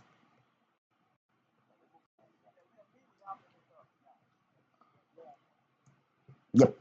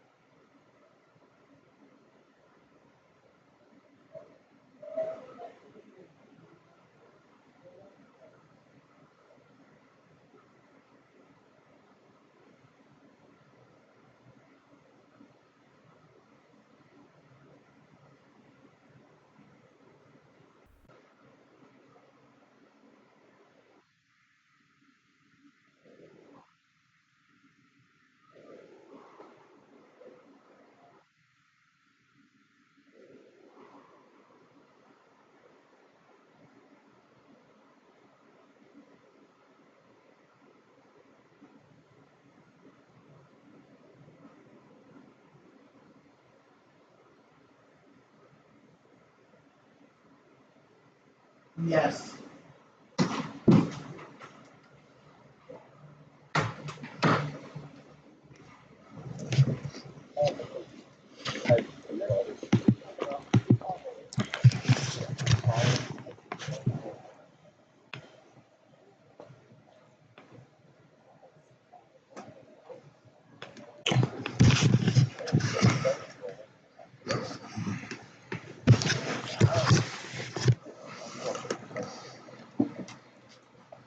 Okay, so Galaxy was an 18.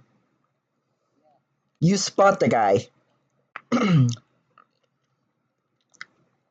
Thing is, he leaves before anyone else does.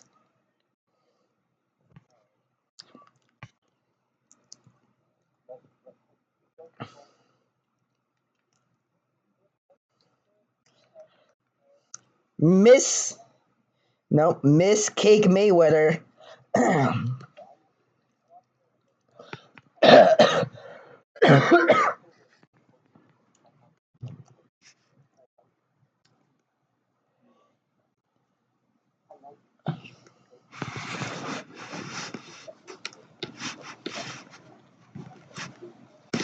Oh, you guys cooking all right? Why do you think her name is Cake?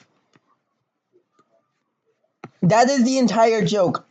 Her entire character was actually a Breaking Bad joke. Yes.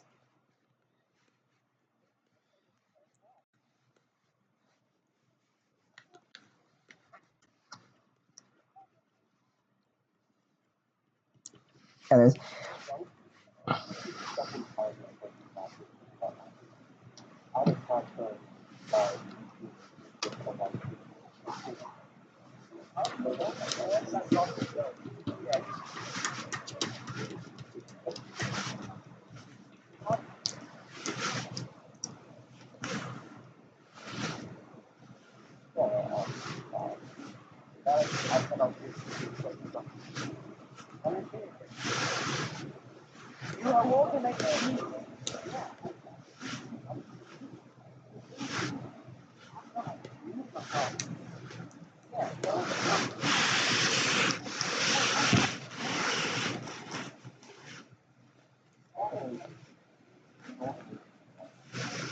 yes, no, he knows that. He knows that.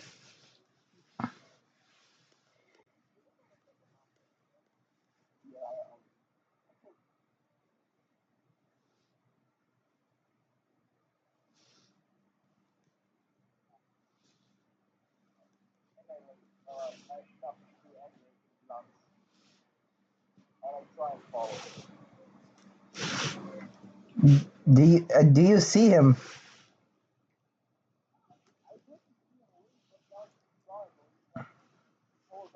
Okay, then yeah, you can follow him.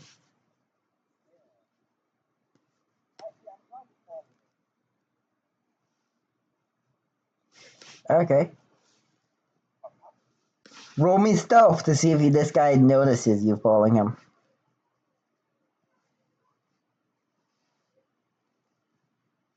Imagine you getting that one. Oh, he does not notice you.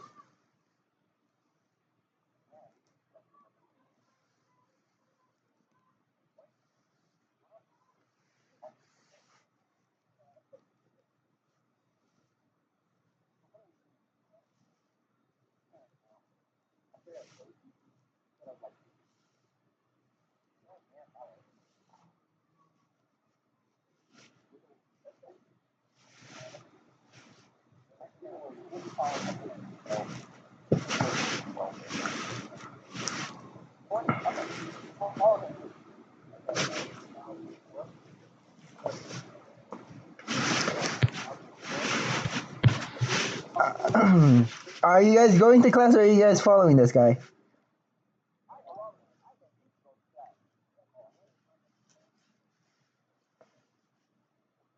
Illusion.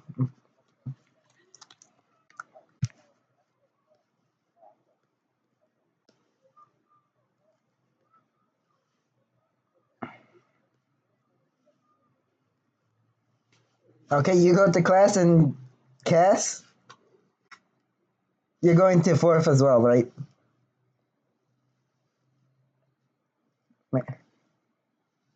Yep, Enma and you are following this guy. Thing is, you guys notice he's not going to class. He's actually going out the building.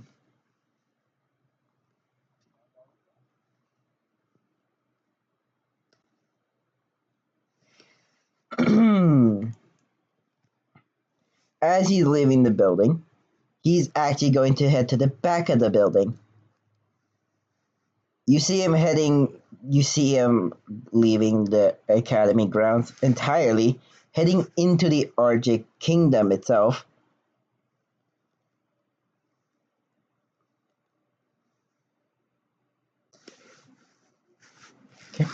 As he goes into the Arctic Kingdom, you see as actually roll me another stealth and perception.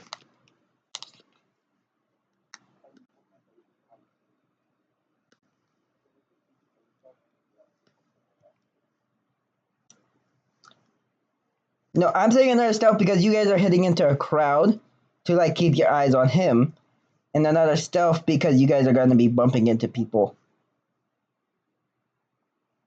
You can spot the guy. He's not really trying to hide. He's trying to blend in with the crowd. Hataru has lost sight of the guy. Oh, your stealth. Yeah, no, you are, quite frankly, he spots you, but he doesn't spot Galaxy.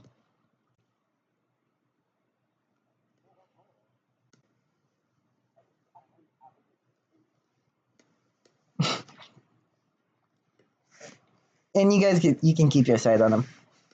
And as he sees you, he starts running.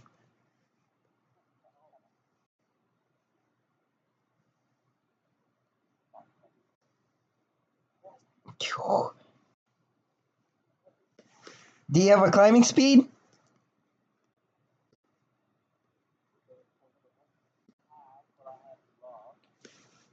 Yeah, go for it. I'll make it easier, yes.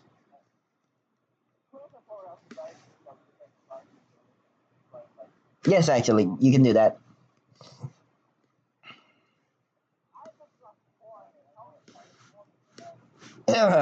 It takes you longer to climb up that building than chasing him.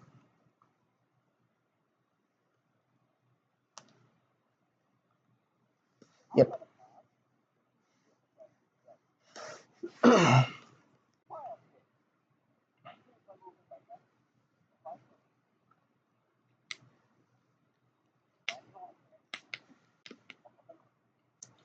Yeah, you can. Like you can book it.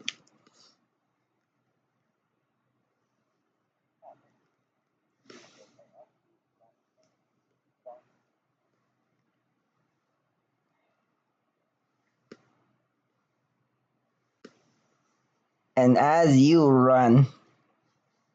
guys run, do me another stealth check to see if you can trick him into believing you guys aren't following. He lost you.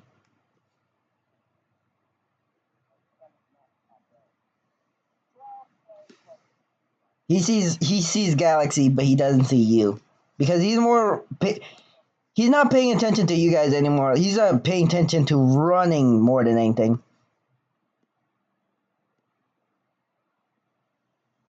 As he spots Galaxy right behind him, he's gonna take another left. You guys are still chasing after him. As he makes another left, roll another stealth.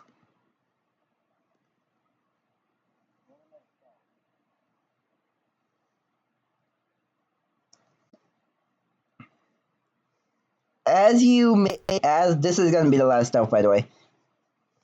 And as you guys, he still spots you. I'm gonna assume the reason you lose your become an 8 is that you jump onto him.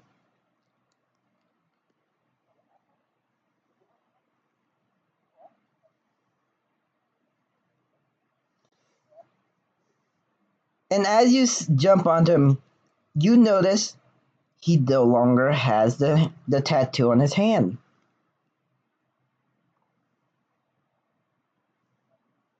And with that, we come to an end.